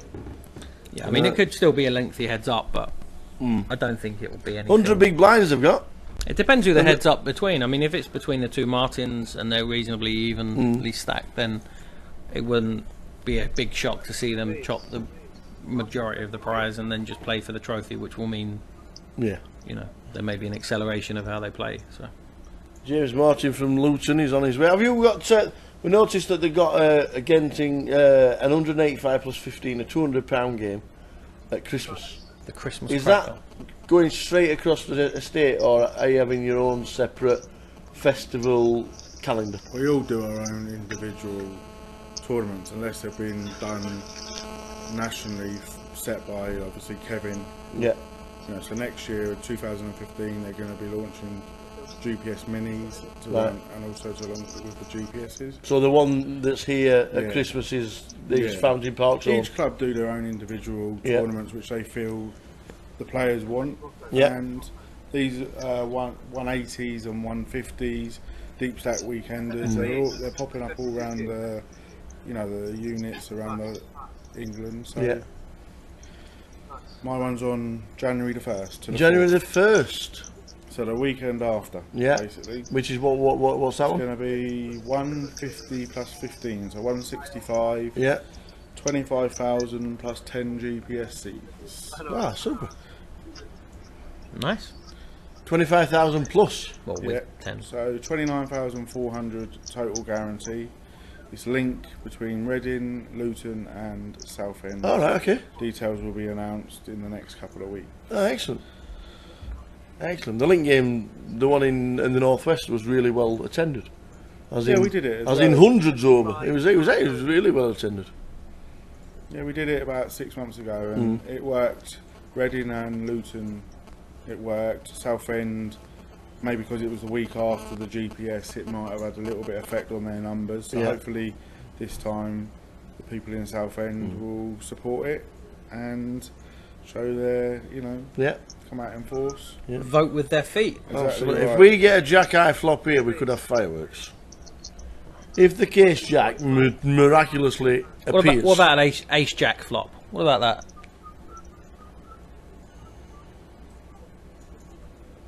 Martin is re-raised in seat 9 to 145.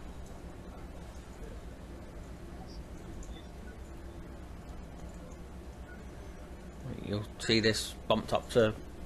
He's opened the button, hasn't he? He's been 3-bet out of the small. Actually, I prefer just flat calling here. The pink chips are the 100,000s. Yeah, I like this less, just because the pair of them are so deep.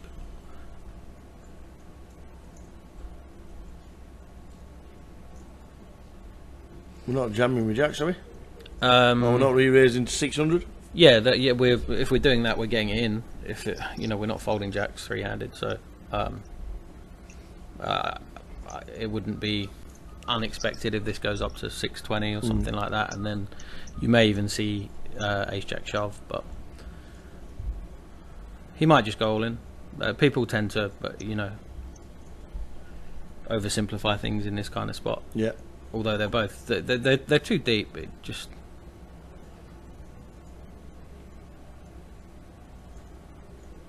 I actually would have preferred the flat call with the ace jack on the button as opposed to the 4-bet, just because of their stack sizes.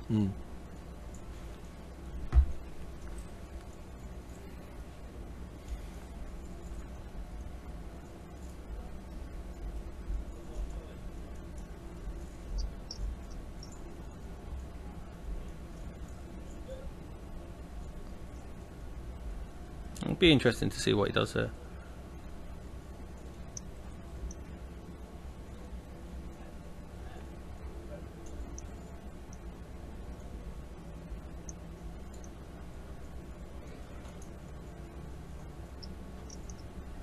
I mean, if he does get 5-bet here, the ace jack shrinks, because people just, as I said, quite often throughout this whole final table, there just hasn't been, people just haven't been stepping out of line, and the stack sizes have defined that as well. So re-raise again. Yeah, so it's going to make it like 600k now.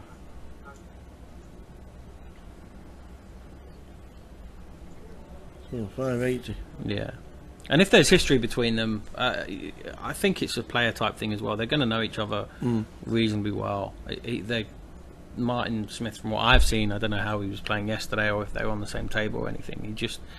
He just doesn't appear to be, that type of player that's going to put himself in marginal spots or anything like that. He almost definitely has it here. He's not 5-betting. He's not 5-betting with 8 jack. No, exactly. 7-9. That's a good fold, actually. I think that's a really good fold.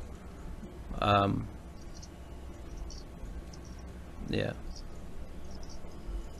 That was well played. That was quite a nice hand. But yeah, because they're both 100+ bigs, it's just that you don't have to get it in with ace jack in that kind of spot. If you're talking about a 25-30 big blind stack against a button v small blind, then you'd expect to see it go in. But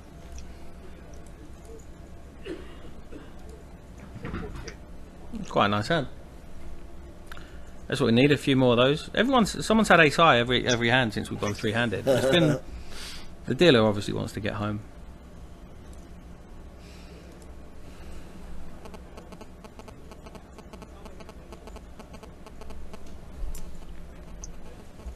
And Spurs are still getting tonked by Villa. It was always going to happen. It's all good news for an Arsenal fan. 232. Arsenal -2 yesterday was like 5-4. Yeah, but you'd have had a big sweat on, wouldn't you? It was like 70 minutes in. I wouldn't have played. I want to back that at 5-4. No. Arsenal don't score that many. They score them all in the second half. Yeah, it was 0-0 at half time, wasn't it? Everything they do is like in the last 20 minutes of the game. Yeah, so if you're an Arsenal fan, just turn up at half time and you won't miss no. Yeah. Yeah, because prior to that, it's you get in for now over the gates. Aye. It's not like that anymore, mate. Is it not? You can't try getting into the Emirates now. Never been. It's a great stadium. Highbury. I was at Highbury. No atmosphere. What, the Emirates? Yeah. There wasn't an atmosphere at Highbury, in all fairness. It's no. Not, it isn't a... I was at Highbury on Fabregas's debut. Oh. Yeah. Last year I went Crystal Palace. Cesc Fabregas made his debut against Rotherham United. In the League Cup. Was that 6-0 or something? That was 1-1 and you won 7-6 on penalties. Oh, that one. Oh, yes. Yeah, I remember that. I was there. Ladies and gentlemen, I'm coming onto the pitch. 16 years, 201 days. Mr. Cesc Fabregas. Yeah! We thought, oh. Yeah. Who's that? Who's he? Oh, he's just some kid we're going to get rid of and then let him go back to Chelsea. Who's he? Yeah. He's been the best player in the Premiership. He has. Please, 55.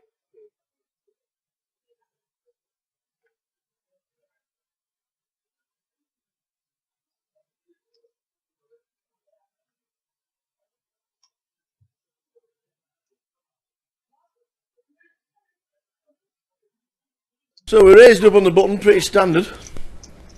Oh, we've got Queens, King 9 and then 3-4 suited. These are all big hands for three-handed play. I like the connectors. Yeah, here we go. 3 ways to a flop. Someone's going to get knocked out in this hand, I reckon. Yep. Oh my word, what a fantastic flop though when you got 3-4 of hearts. Yep. Queens and 3-4 here are going to get it in. And he's going to win. I think the Queens are going to hold. He's got the Queen of Hearts, he's got the blocker, he's got the clincher. And David's got a King of Hearts as well. Yep. Oh yeah, of course. Yep. Yep. Well, he'll be getting out of this pretty quickly. No, what do we do with Queens here? An overpair to the board. We saw him yesterday being very cautious with an overpair to the board. But I don't think you'll see him be that cautious. No, now. not three-handed. Yeah, the hearts are going to be a little bit. We're going to raise it to 260,000. No, we're not. We're just calling. Just calls. Then he has a plan to call all 3 streets. I reckon it's going to go 3 on the turn and then the jack on the river. Nope. It's a brick on the turn. Check calls a lot. Does our Martin?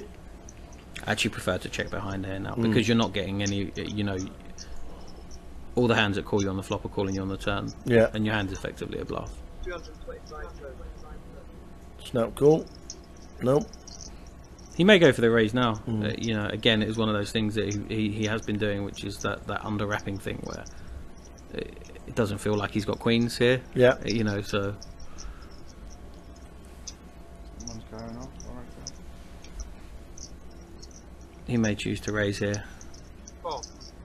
And a call. Still call him. 6.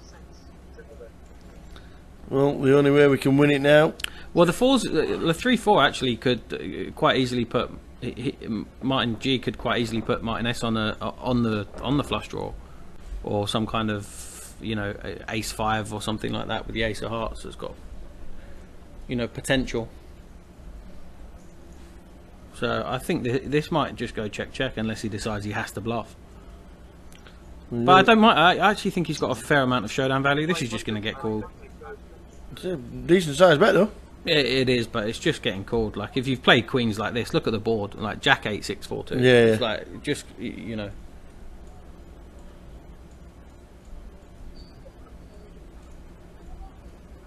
You get sent off for that, or that. Neither of those are sending off offences. Oh no, that one there. He did it. He had a little lash out at the end as well. And a call. Yeah, you said it was always calling. Yeah, he was always calling. Always calling. I just don't like the bet on the end. It's just really hard to get anything to fold. It really is. Afternoon, Mr. David Blightlaw. Why have you not come to see us? We'd have had a big bit of man love. Where have you been? Where have you been? Bit of man love from David Blightlaw. We could have been there. We could have done it. 3-handed. We started with 12. We're down to 3.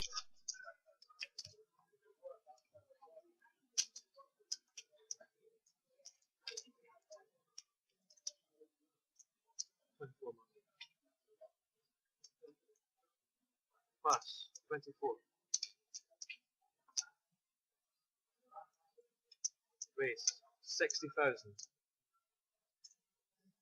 Pass. David Blightlaw chooses to begin Blackpool when we're not there. What's the point in that? Just don't want to buy me a beer. That's what he's doing. I'm going to Blackpool when Tower's tell him not to there. leave one in the. Exactly. I'm going to leaving one behind the jump in the casino in Blackpool. I'm going to Blackpool when Tower's not there. Look at the chip stacks now. Pretty dominant so far from Martin. He has had the best hand a lot. Hope we've had a good time, Mr. Blightlaw. He's won most of the hands he's played. Well, you've enjoyed yourself for the weekend. End of the festival. We then. What's next after this? There isn't anything until the grand We're on final. as we're 6 weeks' time. We're in Sheffield, fantastic city of the Steel City of Sheffield for the grand final.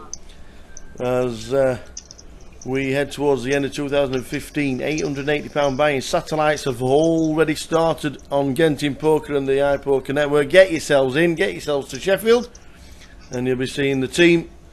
Dale, you on the way up? Oh, certainly. I'll be there. I'm actually going to play it. Good lad. I've decided I'm going to play that one. So if you want a 200,000 guarantee with £880 of it dead money, you might as well get to Sheffield because Dale's playing. Yeah. Oh, yeah. There you go. 880 just given away. Does the winner get free? No, he doesn't. No free seat to the winner.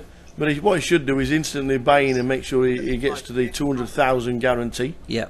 Make sure he's there. Huge. Yep. I think that'd be a really good event. Yep. The thing is, if you put 50 quid on Genting Poker tonight and just played those £5 feeders, you know, register for 5 or 6 of those £5 feeders into the £50, and then, you know, just work your way into a ticket. It's not. It's not unachievable. Oh, we have more pairs. More pairs, and we've got a set and a gut shot. Well, how do we get out of this one, Martin? Martin Gallagher's getting the cards. Is just getting unlucky at the wrong time. Yeah, he's not folding. This is all going in, I think. He's got an overpair, a gut shot. Yeah, David's going to make this probably 180k, and I think Martin with that stack might choose to just get it in because the last 10 minutes he's taken a beating. He hasn't played badly either. He's been on the back. You know, he's just been very unlucky. Yeah, he's flopped a couple of bigs. This is going all in. There you go. Makes it 180. Told you. Do we re-raise or do we jam? Yeah, no, I think he just gets it in. Yeah, I think he may just get it in here. He's probably got like 1.2. He's just not folding now, so even if he turns around and makes it 400k, he might make it like 400k, and then Vamply will get it in, I think. Let's see how close we are. Oh, 425. So close. I'm all in. Yeah, this is all in, and then you don't like 9s anymore, but you still aren't folding. And David's, you know, got lots of 6-7, 8-6 suited type of hands that are pairs and draws as well. So yeah, this is going in, and there's no way he's folding. He's hoping for ace-8. No, yeah, I think he's hoping best. Yeah, I don't think he's ever thinking he's got ace-8. I think he's thinking the hands that I'm thinking he's got. A 6 or a 9, or we lose one. Turn is a deuce, which is no good. A 6 or a 9. I think David Vamply runs far too pure for that. Oh, it's a 10. Yeah. We have just lost 4th place finisher last year. That is that's actually a really good effort. 3rd place for 25. So he's on target to finish first in 2016. £15,000 for 3rd this year. Well done, that man. He's finished 3rd. I don't know how long the break is. We have no idea how long the break is, so we'll leave the pictures on. But all I do know is that they'll be taking a short break. I'm not sure if they're going to be talking about any. They may talk about doing something, but 33, 750, and 22.5. There will be a short break. We'll leave the pictures on the stream because I've no idea how long the break is. But heads up, and I think you might have guessed the two that are heads up. Martin Smith, poker in Edinburgh, and David Van Ploeg, the all-time money leader here in Scotland, heads up for the GPS title. We'll be back when we've got ourselves a cup of tea. Kept it in town. For heads up. They've kept it in town. Yeah, back in 5, guys. We'll leave the pictures running, but back in 5 minutes.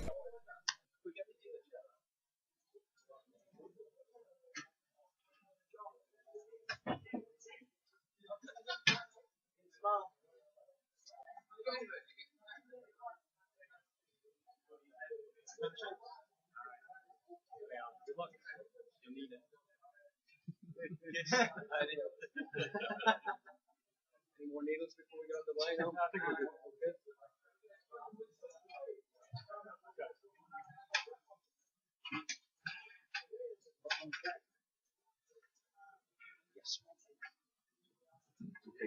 Tournament is about to commence. Can we remind you that mobile phones are not to be used in the card room and English must be spoken at all times while the tournament is in progress. Thank you for taking part and good luck to you all. Dealers, shuffle up and deal.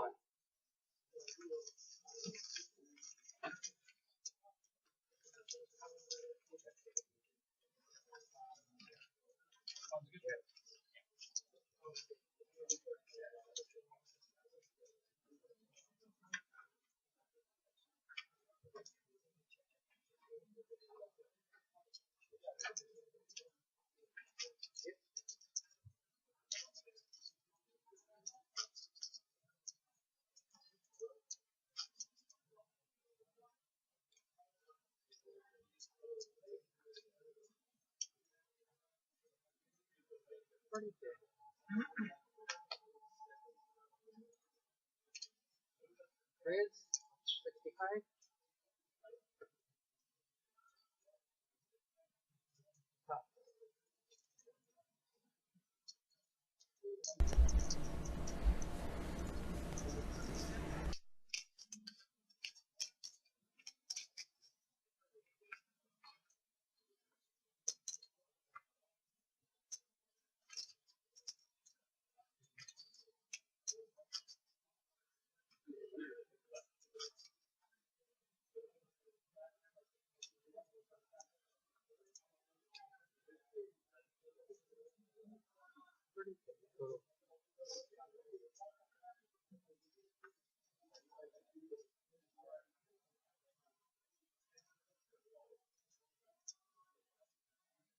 Okay, call.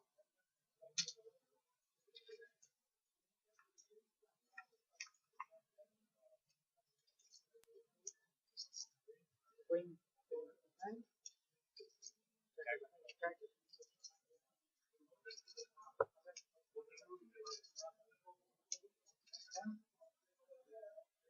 Check.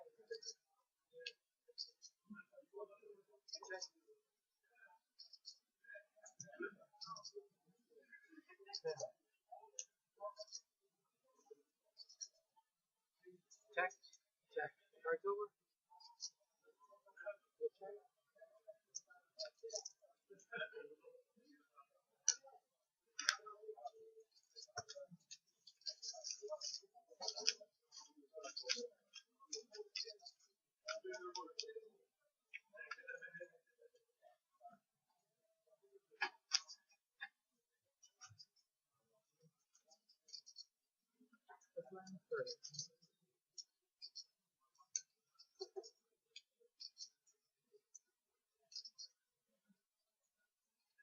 Total.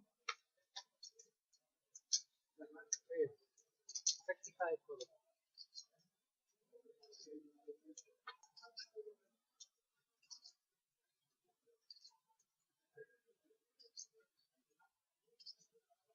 Call.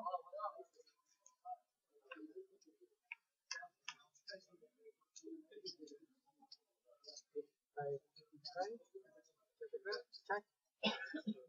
Check. Please.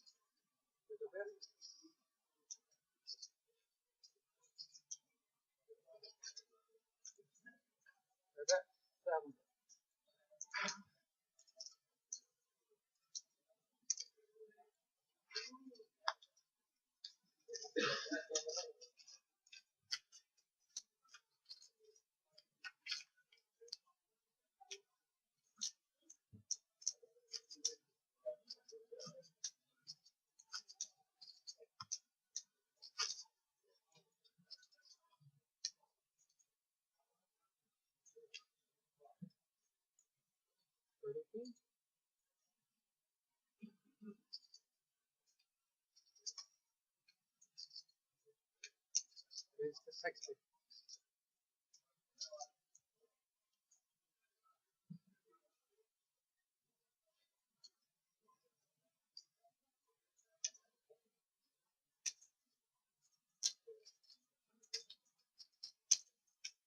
£165 total.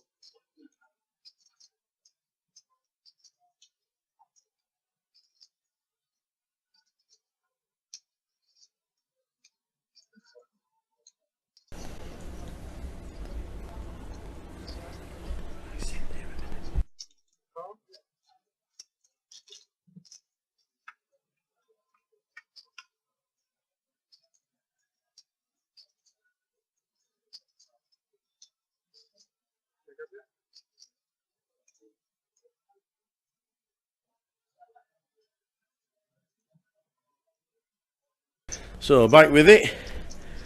Edinburgh boys done well. I tell you what, they played fantastic, haven't they?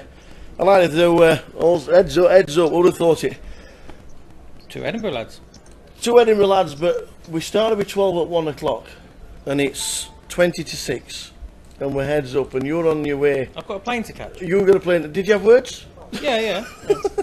Did you have words this morning and just said, hang on a minute, lads, I've got to be out for 7? Yeah, when I committed to doing the commentary for the final table, I knew that it needed to be done by 7 o'clock. So yeah, the poker gods are. We know heads up, and we know it's not over, but we know heads up can last 3, 4, 5 hours. Yeah. Is this a game that these two guys who were looking down?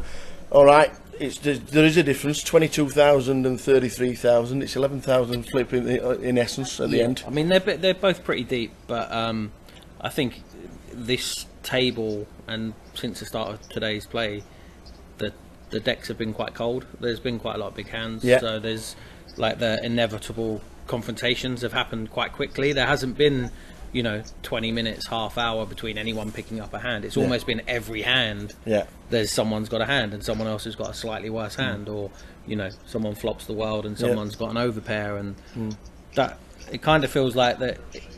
We'll have some cold deck in a minute, and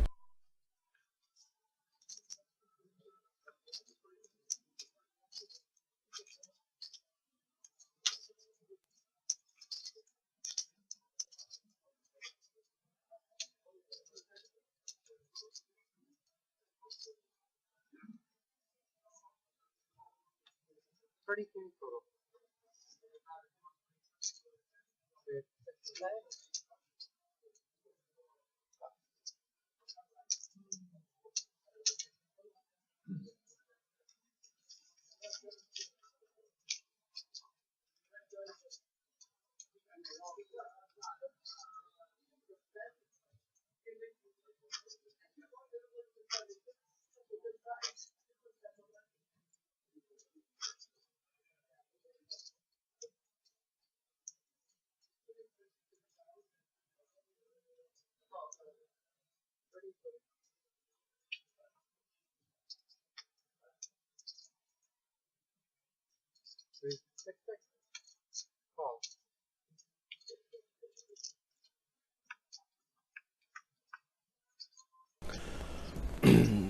So Edinburgh's finest poker in Edinburgh. We'll be talking about this for a day. I wonder if it was a magazine, and wonder what the write-up would be like. Yeah. I am heads up in Edinburgh. Here is my report. Depends on who wins, really, doesn't it? Because obviously David Van Ploeg's now got, I guess, 3 or 4 second place finishes in big tournaments. Since the EPT. Yeah. So if it wasn't for the EPT win, he'd probably be feeling a bit bridesmaid-like. Well, boy done good, David Van Ploeg. I'll be speaking to him again, whether he wins it or whether he comes second. It's most I've spoke to him ever. Yeah. And, nice lad. Nice lad. Nice and quiet at the tables. Just gets it quietly at the tables. You don't always need to be loud and drunk and brash at the tables. It's not. You don't have to be like that. But David Van Poel gets it quietly. Oh, look at this.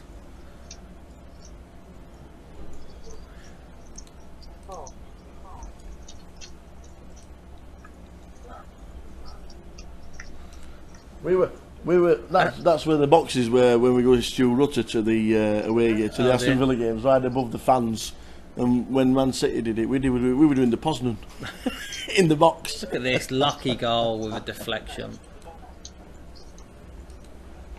Villa's turmoil carries on. Spurs' ability to get a result despite playing terrible all season is still there. I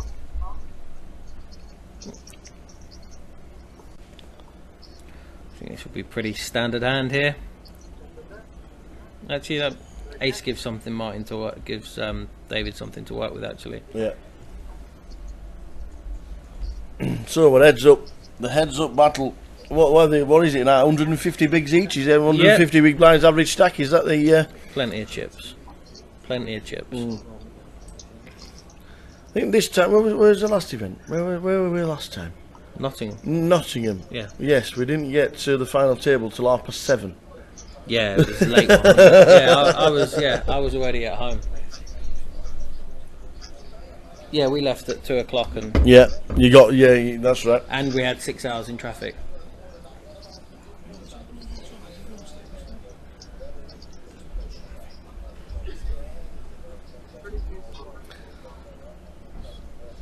So chip leader is Martin. 7.2 million chips in play. Yeah. So 4.7 against 2.5. And it's not going to be hard to overturn. No. To be fair, it's only one decent hand, isn't it? Yeah. It is only one decent hand, so just one cold deck.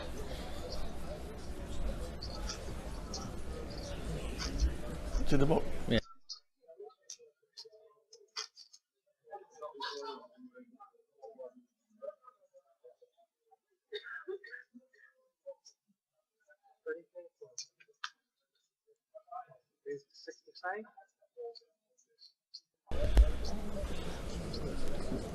So heads up, like I said, one big hand away, and that is that's how quick it will be to change the chip lead from local favourite, Mr. Martin Smith. You could see Martin 3-bet here because David's opened like lots of hands now. Obviously, as he's going to heads up, so Martin's flatted quite a bit. So he's definitely at least flatting, but I would think he might even 3-bet.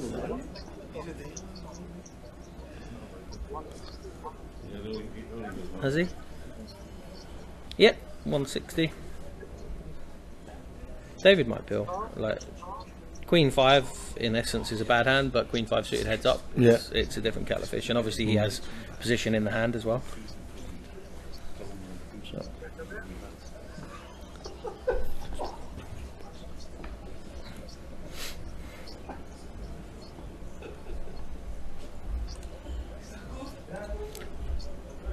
Now this will just go bet fold, I think.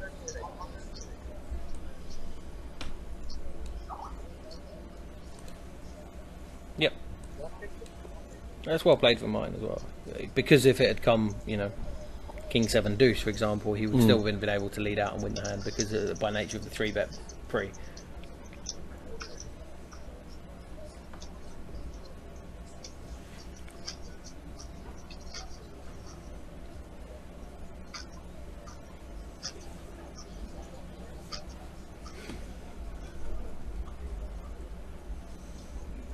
So Martin's still chip leader. David is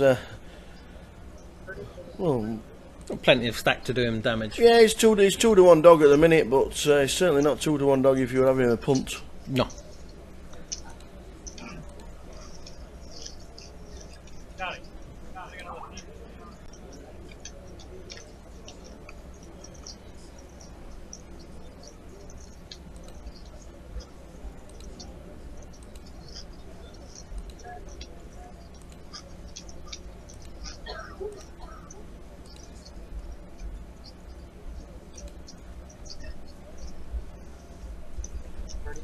So just the one stop left then, just Sheffield Grand Final. Yes, Grand Final, £880 buy-in. 2 tokens. If you've got 2 GPS tokens, you can use 1 token and money.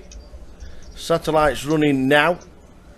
And if you haven't got 2 tokens, win 2 tokens. Win 2 tokens, absolutely. The £11 feeders going into the 55s and all that malarkey. Get yourselves in. Hope to see you in Sheffield. 10th till the 15th of December. We will win see Christmas. you there. Absolutely. It's going to be 60,000 to the winner. Yep. It's going to be, yeah, it's going to be 60,000 to the winner. That'll be Christmas sorted. Get your hotels booked nice and early as well, because it will be 2 weeks before Christmas. And Sheffield last year was completely sold out on the Friday and Saturday everywhere. You were there. We were. There were rooms selling at £150 in terrible hotels. Really? Not by me, obviously, but there were some terrible hotels selling at ridiculous prices. So if you are going, book up early. Yeah, you'll be there helping out. I'll be there. Yeah. Bringing your stand. Yeah.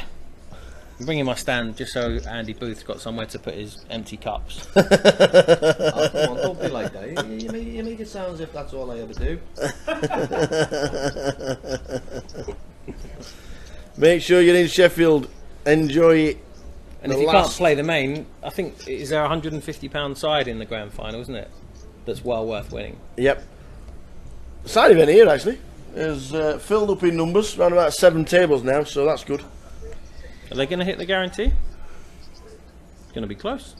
It is going to be very, very close. Still heads up. 2 left. Martin still chip lead.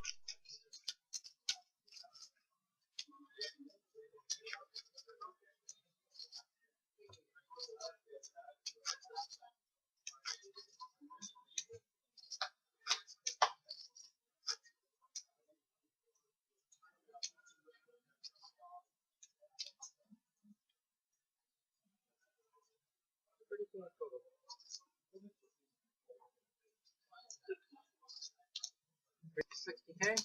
Call.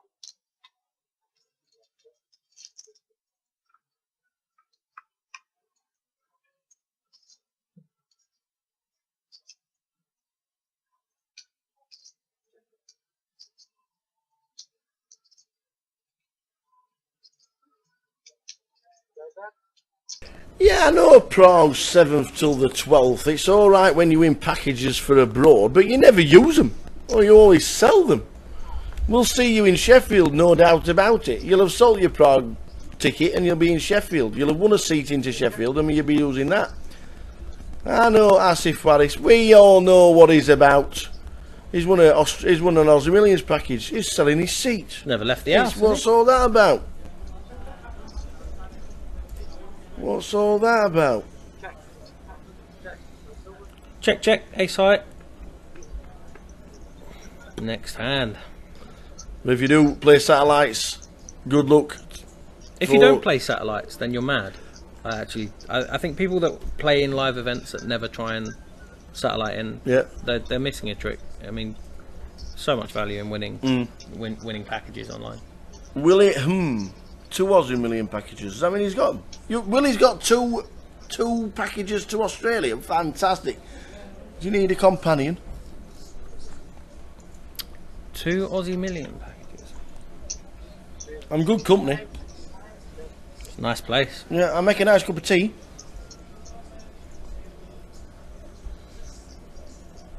Sheffield, Arundel, Great, Crown Plaza, Melbourne. Yeah. Yeah. See? See? I'm already swaying you, aren't I? Yeah, I'm still up for Sheffield. Ah, C4's got 2. He does play a lot, I tell you. So the cup of tea's in the hand. Just enjoying it. But they are heads up for the title, the trophy. And for 33,730 smackers. 168.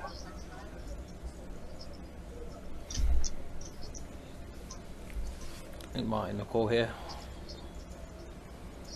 I don't think it's necessary to turn this hand into a bluff or to look to 4-bet here. There's just no hand flops really well, so he'll call.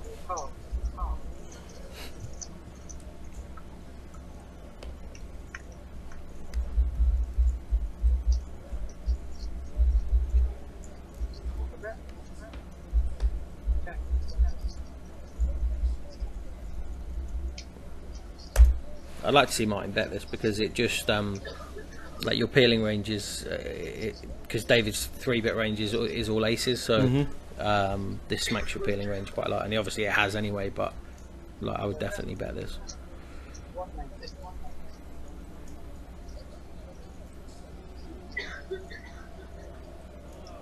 David will call 1 street, I think. I don't think he'll raise. Up and down for Martin. Wow. Do we just get there with the best card in the deck? There's the card. There is the best card in the deck, by the way. I'd like to see him bet quite small here as well and try and induce something out of David, or at least make sure you get the call, and then you can like bet some silly river bluff as well. I'd like to see him bet like 240k or something, and then go for real value on the river.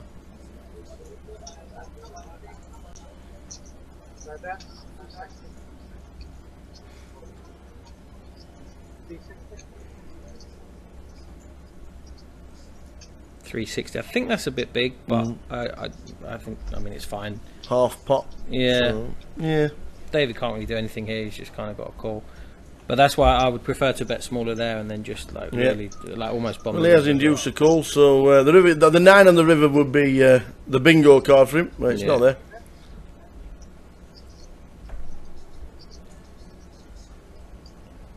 No, I don't mind betting pretty big here as well. Like as much as sort of 800 or 900k, I think is fine. Particularly if David may well have a hand that he just can't fold. That ace may have given him a 2-pair hand or something like that as well. So. Or is it on the other hand thinking, well, I want if I bet around about 600, I'm going to get called anyway? Yeah, actually, I think it'd be more inclined to make your hand look like a bluff. 535. Yeah, it's pretty small. This might just be a fold for David though, now, because it just smells of value. But like I say, the bigger you bet, the more, you know, quite often the more likely you are to get called as well, because you know the fact that it was a heart on the turn as well, and you've continued, you could well have hands that because you peeled again, you know, those 9-10 of hearts types hands and stuff like that you could equally have. Well, not in this case because David's got the 10 of hearts obviously, but.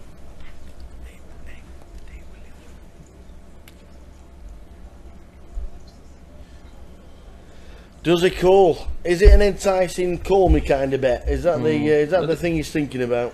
Yeah, this is why, you know, somebody like David Van Plu against a lot of other players. A lot of players that would just call straight away without considering, you know, essentially what are you beating? You're only beating bluffs now because there just aren't any. There are no hands for value. You know, he hasn't got king queen. He hasn't bet. You know, he hasn't bet turn, bet river, bet flop turn and river with king queen. He just hasn't. So.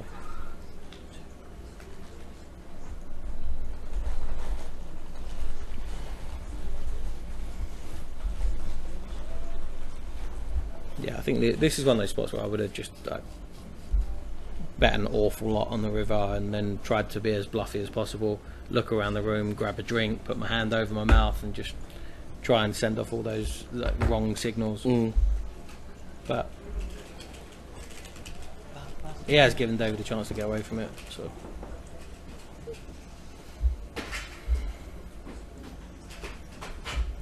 You can tell by David's body language as well. He hates life at the moment. He really doesn't believe he can have the best hand.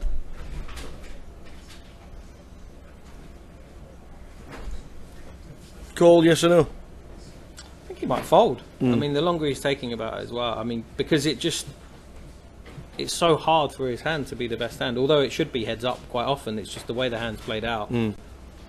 Martin's been pretty motionless as well. He seems pretty content. It's a really good fold if you find the fold, but it is one that you can make.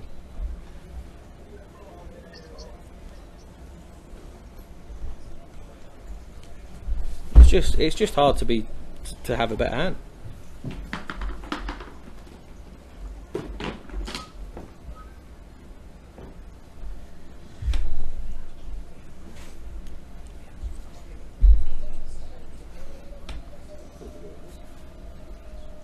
and it doesn't feel bluffy. You know, there would be certain, like I said, if you bet smaller on the turn and then bombs a river, then it feels a little bit bluffy because you could have picked up draws on the turn that you've now just gone for.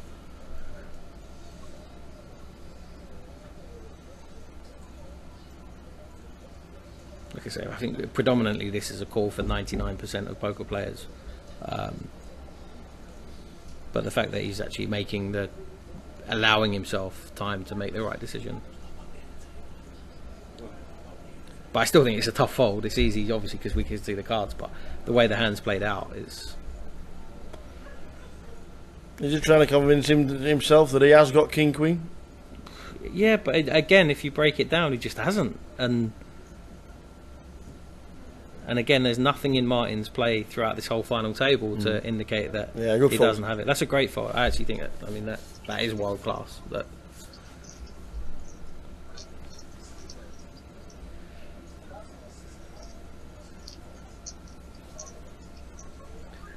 So still heads up, but the chips are all going in the shape of Poker in Edinburgh's owner, Mr. Martin Smith.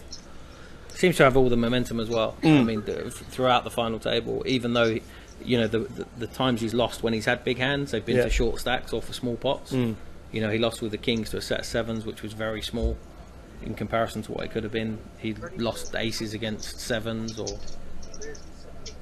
Yep. The aces v king queen, which was again to somebody that had 10 big blinds. So the blinds are now 50, 100.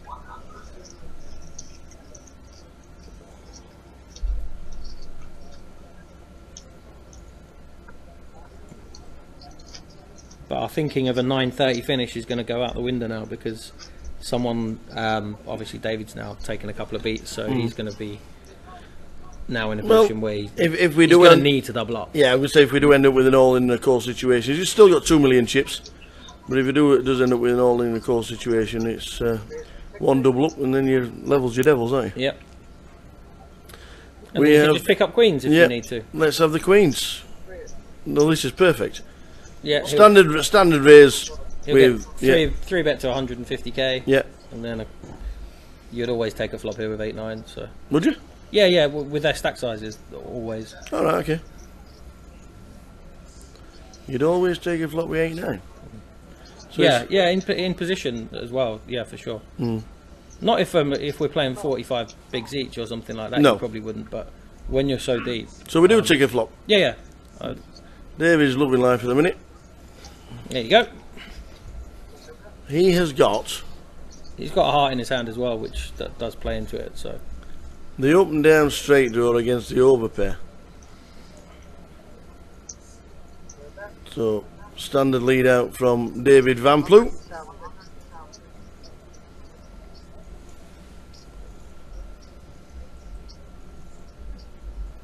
I'd expect him to call here.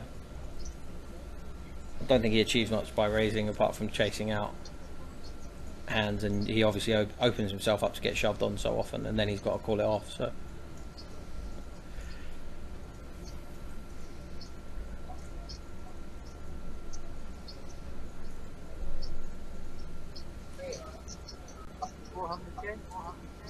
Okay, so now he's made it 400k. He's going to get shoved on, and is that more or less committed himself, knowing that David's going to go 1.5 behind the line? Yeah. When David shoves, it's obviously you're kind of turning your hand into a bluff, knowing that he might fold out a lot of his ace high hands, but even they might shove, and then you just have to call it off.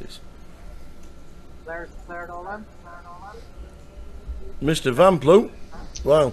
See, he won't call immediately, but it's just. He's still he drinking kind of his does tea. now. He's still drinking his tea. That's why I prefer the flat call. I just don't think you do anything. The flat call instead of the re-raise from Martin. Yeah, because you just expose yourself. Because I mean, this is pretty close to being a fold as well, but he probably feels a little bit invincible as well, the way that this final table was played out, and that there are those kind of things sort of contribute to you making a call which might be a little bit loose, but he's almost getting the right price. I mean, he's almost dead on getting the right price as well. So,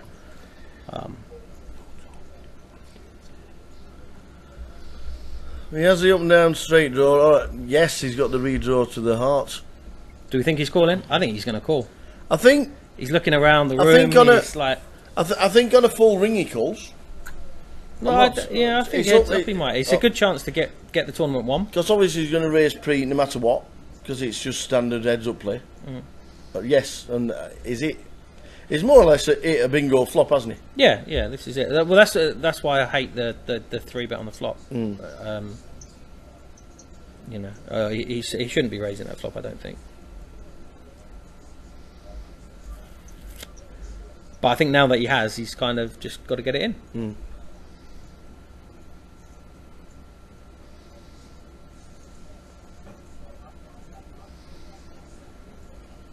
And that's the other thing. The other thing I like about calling the flop as well, because that 8 of hearts gives you the backdoor hearts as well. So there's a lot of turn cards that now you can be far more happy just getting it all in, even if it is on the turn. Even if you are drawing, you might pick up another 25-28% worth of equity in the hand with the turn card. So it's about.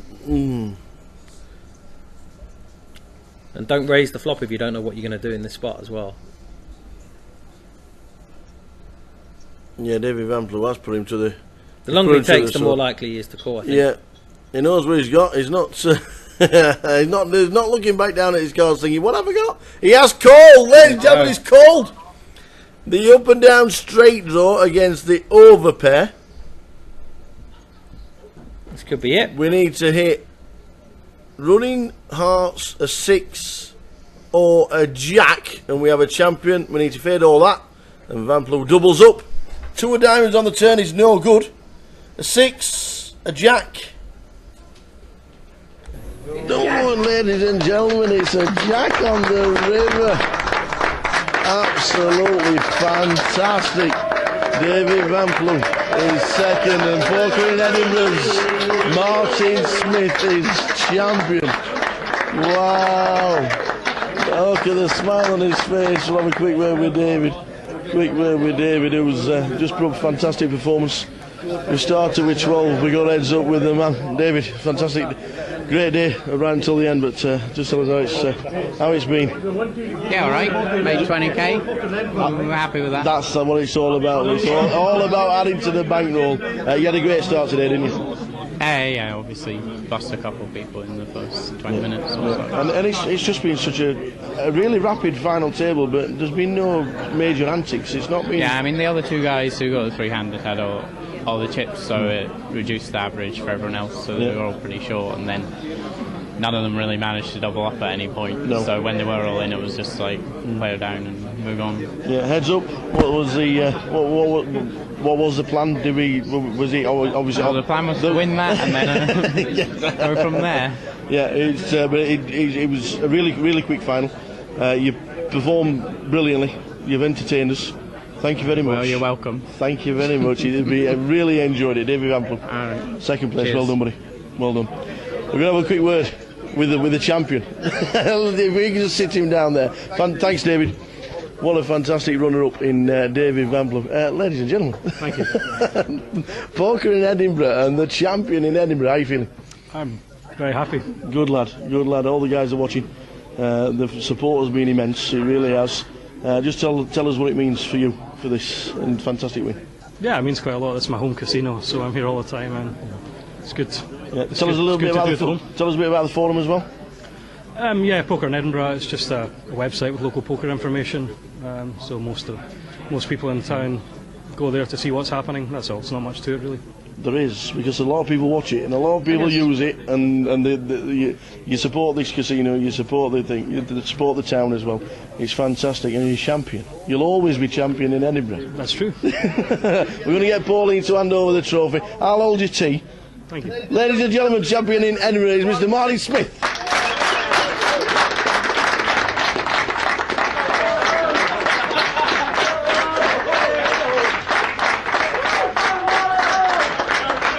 as you can tell by the fans, all the people in the chat, in the room live, as you can tell, it's a fantastic win, and it means a lot to everybody in Edinburgh having a local winner. Davey Van Ploeg, local guy, coming second.